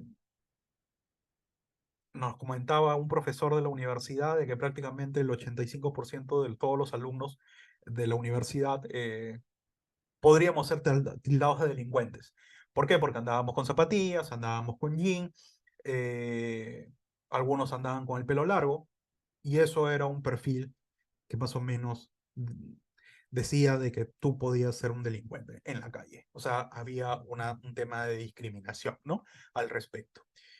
No siempre es así, ¿no? También las personas blancas pueden ser delincuentes, también las personas de otro color pueden ser delincuentes, ¿no? Personas chinas, japonesas y demás. Entonces, ¿qué es lo que pide la comisión? Tratar de abandonar estos prejuicios. Hay una preocupación, el uso de la fuerza va en contra de estas poblaciones, cuando no necesariamente todas esas personas son delincuentes y no se puede aplicar el uso de la fuerza indistintamente contra ellos. Seguimos. Un segundo. Ya. Justamente en ese marco, la comisión ha establecido que los estados, parte de la convención, se encuentran obligados a investigar todo tono racista de un acto violento. Asimismo, se deben de cumplir los estándares interamericanos del uso de la fuerza y los estados se encuentran obligados a eliminar cualquier tipo de racismo al momento de definir sus políticas de seguridad. Entonces, esos sesgos de esos protocolos de ese año 2000, que ya creo que ya no está vigente, deben de ser eliminados. Se tiene que buscar otros nuevos perfiles. La Comisión Interamericana encontró que ser negro, joven, de sexo masculino, soltero, significa ser un blanco preferencial de la violencia letal en Brasil. Preocupante, ¿no? Ese tema. En ese tipo de casos es indispensable realizar un análisis desde la interseccionalidad, nos recomienda la comisión, e identificar las múltiples condiciones de discriminación y violencia que enfrentan las víctimas, por lo que contar con datos fiables y completos de las víctimas por acciones de la policía, desglosados por el origen étnico, edad, procedencia y género. O sea, eso nos recomienda la comisión al respecto. Eh, Seguramente ustedes van a tener mucho que decir al respecto. Creo que hay mucha gente del Ministerio Público en este curso y sí sería importante si tienen al final de la clase, si tienen algún aspecto que comentar sobre ello, nos lo puedan, agradecería que nos lo puedan compartir. Pero sí es bastante interesante lo que se señalan aquí. ¿Por qué? Porque si lo trasladamos a lo que pasa aquí, aquí mucha gente es de color cobriza, mucha gente es altoandina, mucha gente, pues, tenemos aquí todas las sangres. ¿Cuál podría ser el perfil en Perú sobre estos temas? ¿Quiénes son las personas que más atrapa la policía? ¿O sobre quiénes caería ese prejuicio que se trató de desterrar en Brasil sobre las personas de tez morena? ¿Qué más? Bueno, otro de los estándares que nos dice la comisión es el cuidado sobre el uso de la fuerza contra niños, niñas y adolescentes. Entonces, eh, nuevamente la comisión, tomando este código de conducta para oficiales de las Naciones Unidas, señaló que los estados tienen la obligación de realizar todos los esfuerzos especiales para evitar que sus agentes usen armas de fuego contra los niños y niñas. Además, como buena práctica, ha señalado que es la creación de protocolos y reglamentaciones de actuaciones dirigidas a los agentes de seguridad del Estado que deben hacer el uso de fuerza en escenarios en los cuales se encuentren niños, niñas y adolescentes, ya que estos instrumentos ayudan a cumplir con la obligación reforzada de protección hacia este grupo. En este contexto, el protocolo emitido, que ustedes lo tienen dentro de los materiales, el protocolo emitido por el MIN, quizás cumple con esta buena práctica. Vi al principio, y un paréntesis aquí, vi al principio de que estaban invitándolos a escribir algún artículo, quizás en el marco de lo que estoy explicando, pueden hacer un comparativo sobre estos estándares con la normativa vigente al momento y ver si lo cumplen. Ahí tienen un artículo fácil de hacer con los materiales que le he pasado, porque tienen abundante material, señores, para leer allí. ¿Qué más? El uso de la fuerza contra personas privadas de la libertad. Ya la Corte había señalado que no importa lo que sucediera dentro de los penales, o el tipo, era responsabilidad del Estado no aplicar uso de fuerza letal. Lo vimos diapositivas atrás. Pero ¿qué nos dice la comisión? Dice, a la luz de las graves consecuencias para los reclusos y demás detenidos del uso excesivo o inapropiado de la fuerza por los custodios, el Estado está sujeto a un deber escrito particular de realizar investigaciones adecuadas y exhaustivas de las denuncias de sometimiento de los reclusos a malos tratos. En este caso, recomendó al Estado que revisara las prácticas y procedimientos para garantizar que los agentes estatales involucrados en la reclusión y supervisión de personas privadas de la libertad tengan la capacitación adecuada respecto a la restricción del uso de la fuerza contra tales personas. Entonces, se establece un deber de investigación con respecto a si los agentes policiales que resguardan cárceles, en este caso, por ejemplo, personal del INPE, cometen uso excesivo de la fuerza y si lo incumplen dentro del, si lo cometieron dentro del marco de algún protocolo preestablecido, demás. ¿Qué más nos dice? La comisión ha señalado que en las cárceles y centros de privación de libertad, las funciones de seguridad interna, que incluyen las funciones disciplinarias, de control o de seguridad, deben ser asumidas exclusivamente por agentes de las fuerzas de seguridad del Estado y no ser conferidas bajo ningún supuesto a otras personas internas. Aquí hay una crítica. Dice agentes de seguridad del Estado. ¿Ustedes han escuchado de prácticas de cárceles privadas o particulares donde el Estado no asume el rol de castigar, sino de que el interno, por pedido propio del interno, pueden ir a una cárcel privada particular donde el interno paga el tiempo que va a estar ahí? Y obviamente esa cárcel privada tiene todas las garantías de que no se va a escapar y demás. Bueno, normalmente esas cárceles privadas tienen personas particulares, que son agentes de seguridad, pero particulares. Y quizás aquí habría una limitación que está estableciendo la Comisión Interamericana de Derechos Humanos. Ojo con ello, ¿no? Entonces, no siempre quizás la comisión es acertada dentro de sus aspectos. Obviamente que el tema de las cárceles privadas y los agentes de seguridad que las resguardan es un tema naciente en países de la región, no tan difundido como incluso en Estados Unidos o en Canadá, pero se está dando. Y en el marco de reducción del intervencionismo del Estado y en el tema de que los presos o los reos no tienen que ser subvencionados con, con dinero de los aportantes o con dinero de los impuestos del Estado, cada vez está ganando mayor terreno la utilización de estas cárceles. Entonces, allí queda corto esta recomendación de la Comisión Interamericana, me parece. Una pequeña crítica al respecto. ¿Qué más nos dice? Dice, los agentes deben ser empleados y funcionarios idóneos de carácter civil, es decir, personal penitenciario profesional específicamente capacitado y destinado a la administración y seguridad interna de los centros de privación de libertad, por lo que el uso de las Fuerzas Armadas en estos centros no es adecuado. Aquí mantenemos nuestra propia policía para el tema del uso de resguardo de los penales, que es la gente del INPE, ¿no? Que es las personas del INPE. ¿Qué más nos dice? Respecto al uso de armas de fuego por parte de agentes estatales dentro de los centros de privación de libertad, la Comisión ha indicado que estas y cualquier tipo de armas letales deben estar prohibidas, salvo cuando sean estrictamente necesarias para garantizar el derecho a la vida de las personas internas, como el personal que labora en dicho centro y personas que se encuentran de visita. Ok, perfecto. Sobre los centros de privación de libertad de niñas, niños y adolescentes. Imaginemos un caso sonado aquí, Maranguita, ¿ok? Existen algunos estándares diferenciados según los cuales el uso de la fuerza o los métodos de coerción solo podrán utilizarse por orden del director del establecimiento para impedir específicamente que el menor lesione a otros. Asimismo, o sea, lesione a otros, asimismo, o causa importantes daños materiales. Además, como regla general, deberá prohibirse al personal portar y utilizar armas. Entonces, en el caso de un centro correccional de menores, el más conocido aquí en Lima es Maranguita, tendría que aplicarse absolutamente este estándar. Sería interesante averiguar si se cumple o no se cumple, porque en los reportajes que se han hecho, bueno, más allá de armas, sí han habido castigos físicos, ¿no? Contra estos chicos en los centros correccionales, ¿no? Si se lo merecen o no, bueno, eso es un tema aparte, pero sí han habido castigos físicos sobre ello, ¿no? Y habría que averiguar. Quizás ahí quien resguarda estos centros penitenciarios, estos centros correccionales, creo que también es el INPE, quizás nos puedan dar luces al respecto. Perdón.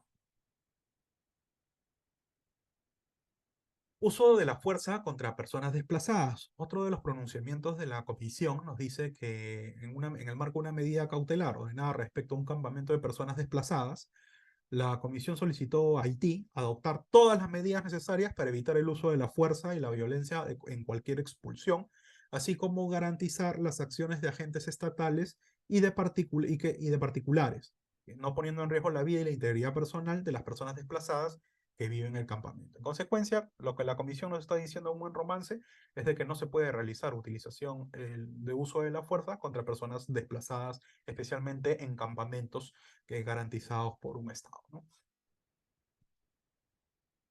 También La comisión ha desarrollado lineamientos sobre el uso de la fuerza contra personas lesbianas, gays, bisexuales, transexuales e intersexuales, las llamadas personas que pertenecen a la LGBTI, ¿no? Eh, ¿Qué nos dice la comisión? Que estas personas sufren violencia que se puede manifestar en el uso de fuerza por parte de agentes de seguridad del Estado encargados de hacer cumplir la ley amparados en normas sobre moral pública. Con frecuencia, estas personas, las personas del mismo sexo que demuestran afecto en público son víctimas de abuso policial y de detenciones arbitrarias por parte de agentes estatales, muchas veces con uso excesivo de la fuerza. Eso está en el marco de un informe que sacó la Comisión en el año 2015 sobre violencia contra personas LGBTI. ¿Qué más nos dice? Que a partir de lo anterior es posible afirmar que los estados deben tomar las medidas necesarias para prevenir que sus agentes, con base en estereotipos y prejuicios de género que provocan discriminación, usen la fuerza contra este grupo de personas. Para lo anterior, consideramos que es indispensable contar con un marco jurídico adecuado y claro sobre el uso de la fuerza y no discriminación, aunado a capacitaciones adecuadas y constantes en materia de género y uso de fuerza. En consecuencia, en buena cuenta, la aplicación correcta del uso de la fuerza tiene que pasar por una capacitación adecuada, teniendo en consideración los diferentes tipos de población vulnerable. ¿Ok? Son 13 tipos de población vulnerable que existe actualmente. Entonces, cada uno de esos tipos de población vulnerable amerita al menos unas líneas en cuanto a capacitación de uso de la fuerza cuando estos grupos vulnerables se encuentran incluidos. Pasa netamente por ahí. Y es importante el marco de la capacitación, tanto policías como fuerzas armadas. Pero todo tipo de capacitación es un problema económico, ¿no? Netamente. Pero tiene que haber mayor preocupación sobre eso. ¿Qué más nos dice? Nos dice la comisión que se han desarrollado recomendaciones respecto al uso de la fuerza por parte de agentes de seguridad del Estado en las manifestaciones públicas. Entonces, en este apartado vamos a desarrollar el uso de la fuerza contra los manifestantes. ¿Qué nos dice más o menos la comisión? Dice, prohibir el uso de la fuerza letal en manifestaciones públicas. ¿De acuerdo? Implementar sistemas de registro y control de municiones. Ya lo veníamos conversando hace un rato, ¿no? Sistema de registro y control de municiones. Implementar un sistema de registro de las comunicaciones para verificar las órdenes operativas, sus responsables y ejecutores. Eso es interesante. Es decir, que a nivel interno se tengan grabaciones de las órdenes que dio el superior respecto a los inferiores para que realicen determinada actividad. Eso es algo que en el caso de Inti y de Brian me parece que no había. Asegurar que los agentes policiales que participen en los operativos de control del orden público porten una identificación visible. Recordemos de que normalmente cuando utilizan equipos, la policía utiliza equipos, a veces el membrete con el nombre queda tapado. Cuando utilizan los equipos de protección ante las manifestaciones, el membrete del nombre queda tapado. Entonces, más el casco que utilizan, no se puede distinguir bien quién es la persona. Y eso eh, atenta o va en contra de poder individualizar quién realizó un uso excesivo de la fuerza. ¿Qué más? Dice promover espacios de comunicación y diálogo previo a las manifestaciones. Eso es adecuado a efectos de tratar de reducir la tensión social que existe, pero a veces hay momentos en los cuales la comunicación se rompe y la tensión social queda y las manifestaciones se dan sí o sí. Coordinar el desarrollo de las acciones de manifestación y protesta y los operativos de seguridad pública, evitando en todo momento situaciones de conflicto. ¿Okay? Identificar a los responsables políticos a cargo de los operativos de seguridad en las marchas. Eso es bastante importante. Establecer un sistema de sanciones administrativas para las fuerzas policiales. Eso existe, lo tenemos. Adoptar todas las medidas necesarias para impedir que los mismos funcionarios policiales o judiciales involucrados directamente en los operativos investiguen las irregularidades o abusos cometidos durante su desarrollo. Es decir, si hay gente del Ministerio Público que está ahí de prevención al delito u otro tipo de funcionario, bueno, aquí no se utiliza en el tema de jueces, eh, dentro del marco de de estas investigaciones preliminares o dentro de las marchas, obviamente habría un conflicto de intereses si se mantienen a estas personas, no pueden ser juez y parte, no pueden investigar a los funcionarios o policías que realizaron uso excesivo de la fuerza, ¿ok? Y a la vez juzgarlos, ¿no? ¿Qué más? La Corte Interamericana ha hecho un control convencional en cuanto a lo que es el derecho de la libertad de expresión y el uso de la fuerza por parte de agentes estatales al solicitar a un Estado que no usara de manera desproporcionada la fuerza y de esta manera se respete las manifestaciones públicas. Y respetando estas manifestaciones públicas, se respeta el derecho a la libertad de expresión de la gente que participa en estos foros. Dice que en estos tipos de escenarios también se encuentran obligados a respetar y garantizar el derecho de reunión. Ya. Aquí hay una crítica sencillamente de que en las declaraciones de emergencia que realiza normalmente el Estado peruano es uno de los principales derechos que se suspenden, es el de derecho de reunión. El derecho a libre tránsito y derecho de reunión. Queda discrecionalidad de cada quien. Vamos a debatir sobre eso, pero es bastante interesante, ¿no? Mientras que la comisión te dice, no lo hagas, no suspendas el derecho de reunión. Bueno. Asimismo, se ha establecido un importante criterio respecto al uso de la fuerza en manifestaciones. El control de la violencia suscitada en el marco de una protesta social que pertenece al orden interno del Estado es competencia exclusiva de cuerpos policiales civiles debidamente organizados y capacitados y no así de las Fuerzas Armadas Militares. En consecuencia, nuevamente regresamos a todo el desarrollo que se ha venido dando a través de la Corte Interamericana y de la Comisión en ciertos pronunciamientos. El control de manifestaciones, el control solamente tiene que realizarlo la policía, no lo tiene que realizar las Fuerzas Armadas. Interesante posición, ¿no? Más aún de que el Estado peruano utiliza las Fuerzas Armadas como lo ha venido realizando y ahorita actualmente lo viene realizando en ciertas provincias, ¿no? Hasta aquí se acaba lo que son los estándares del sistema interamericano a través de sus dos órganos, que son tanto la Comisión como la Corte Interamericana. Me gustaría dejar aquí la exposición y el tema de estándares del sistema de Naciones Unidas lo puedan revisar ustedes. ¿A efectos de qué? De que podamos pasar estos 10 últimos minutos a preguntas que tengan, que quieran realizar, poder absolverlas o quizás compartir en base a su experiencia ciertos aspectos o qué es lo que consideran ustedes adecuado. Yo no pretendo llevar la verdad absoluta de todo este tema, así como he criticado al Estado peruano, también ha criticado a la Comisión en algunas diapositivas. Entonces, ¿les parece eso? Y si no tienen preguntas, resumo las 8 diapositivas que quedan o 10 diapositivas en los siguientes minutos. Por favor, vamos a las preguntas. Voy a abrir el chat.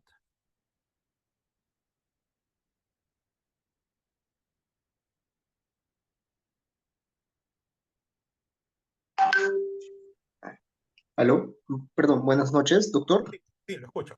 Buenas noches. ¿Qué tal? ¿Qué tal, doctor? Una consulta. No sé si, bueno, usted ya es de conocimiento público que eh, a raíz de estas últimas manifestaciones y también, bueno, desde hace muchos años atrás la Corte ha recomendado al Estado peruano la, digamos, la instalación de estas fiscalías especializadas en derechos humanos. Ujú. eh, Quería saber si la Corte ha emitido algún pronunciamiento en cuanto a la competencia material de estas fiscalías, o No, específicamente a qué se refiere o qué delitos del Código Penal pues van a asumir competencia o son competentes las fiscalías especializadas en derechos no, humanos. no, al respecto no, pero creo que la comisión tiene algún pronunciamiento al respecto. Con cargo a verificar eso el día de mañana, voy a dejar mi correo en la última diapositiva a efectos de que puedas mandarme tu correo y voy a chequear si la comisión ha hecho algún pronunciamiento. Buena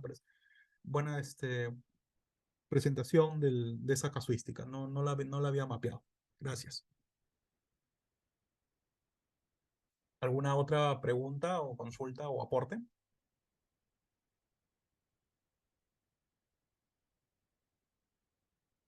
Vamos, chicos, no sean tímidos. Estamos para aprender. Todos vamos a aprender. Aquí yo también quiero aprender ustedes. A ver en el chat. Bueno, no sé si alguien se va a levantar la mano. Ya. No, entonces vamos a continuar estos minutos que quedan, 9 minutos, con lo que dice la, las Naciones Unidas en el Sistema Universal de Derechos Humanos al respecto. Permítame compartir mi pantalla, ¿sí? A ver, acá hay un aporte de una compañera suya. Hay otro señor, el señor doctor Ruiz Tinajeros. Sí, adelante, señor Víctor.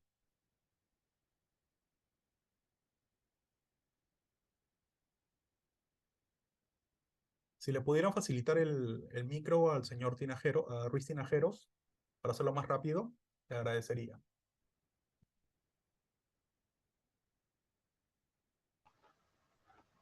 Ah, Doctor, ¿qué tal? Buenas noches, ¿me escucha? sí, buenas noches. Adelante, por favor.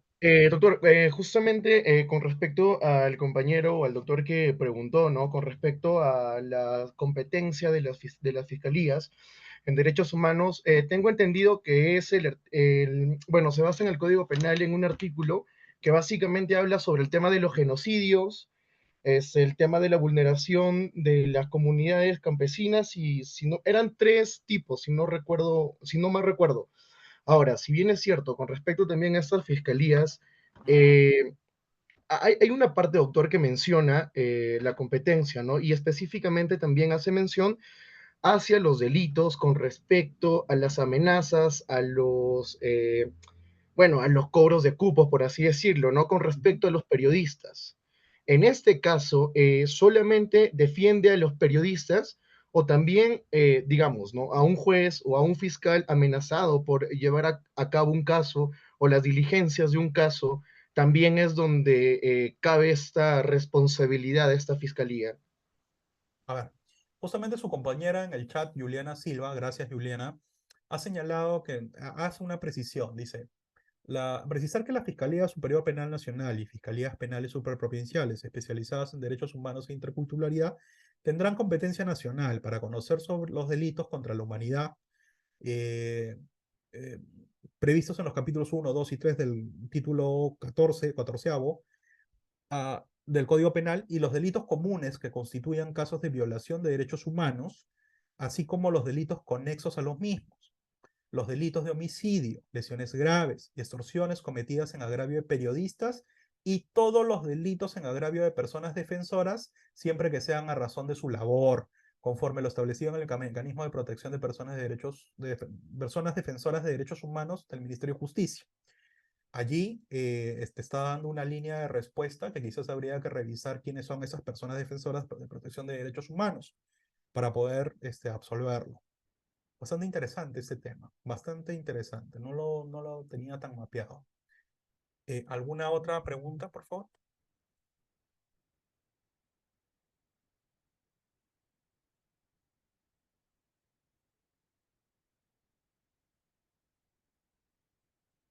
Su compañera Sol María Sánchez Quispe, por favor, adelante, si le pueden habilitar el micro.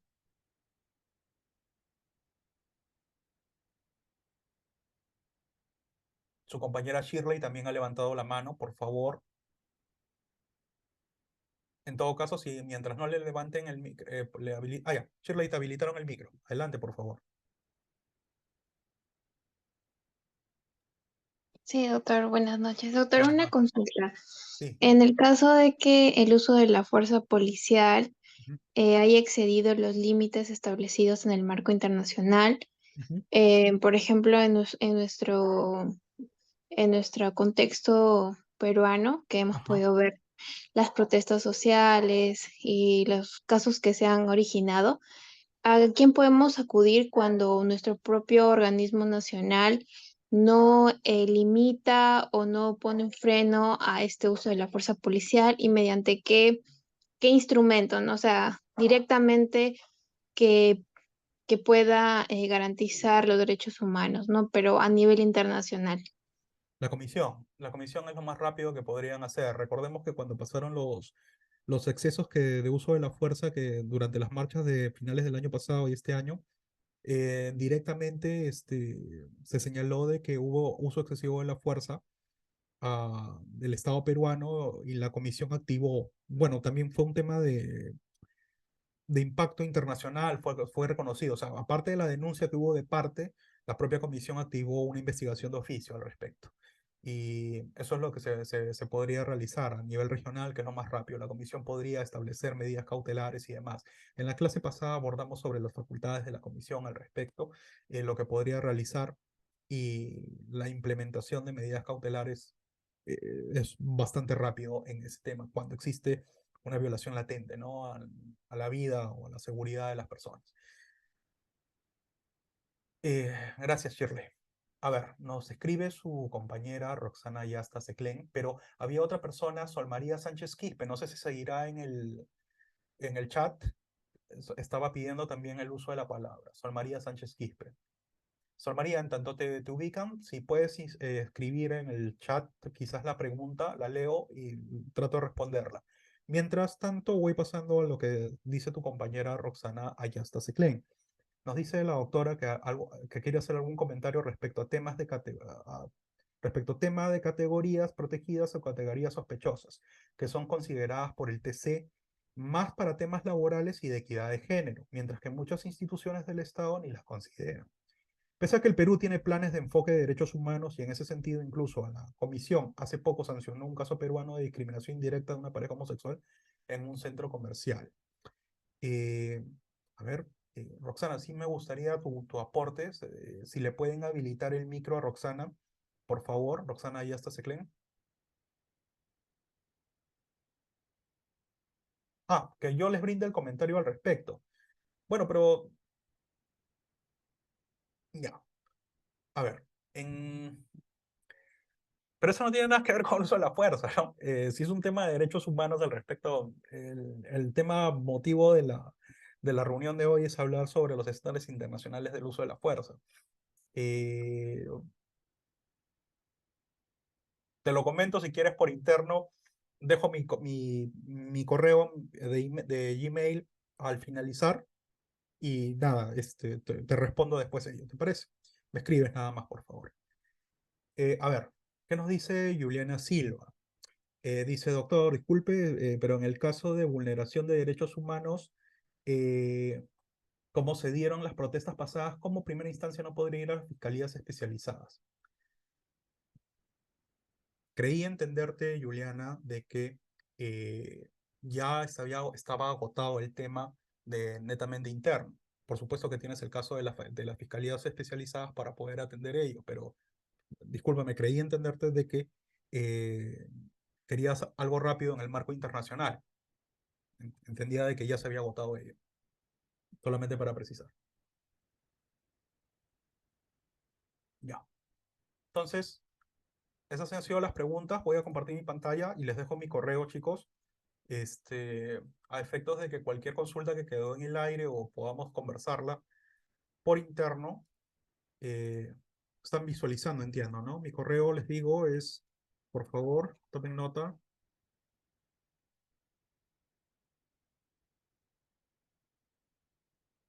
Ese es mi correo personal, lcortesja@gmail.com. Entonces, con gusto, las preguntas que han quedado en el tintero o que han quedado no, con un poco de dudas, nada, me las realizan al correo y prometo responderles con celeridad. Entonces, señores, dada la hora, bueno, eso sería todo conmigo, salvo de que tengan alguna otra consulta. Las diapositivas más los materiales, se los he compartido a la administradora del diplomado, ya seguro se las va a pasar. Son alrededor de 30 documentos, 30 materiales. La mayoría son sentencias de la Corte Interamericana, son informes de la Comisión e informes y otros informes que ha realizado la Comisión y la normativa vigente actual sobre uso de la fuerza de la policía y de las Fuerzas Armadas. Todo ello lo van a encontrar ahí, los invito a su lectura y a reflexionar. Y anímense a escribir en los artículos que han convocado la administradora, que pueden encontrar algo bastante interesante de si nuestra normativa está acorde a todos los estándares internacionales que hemos revisado esta noche. Quizás puedan darse gratas sorpresas o no tan gratas, pero siempre van a ser debatibles académicamente. Así que, señores, que tengan muy buenas noches todos ustedes y gracias por escucharme una vez más.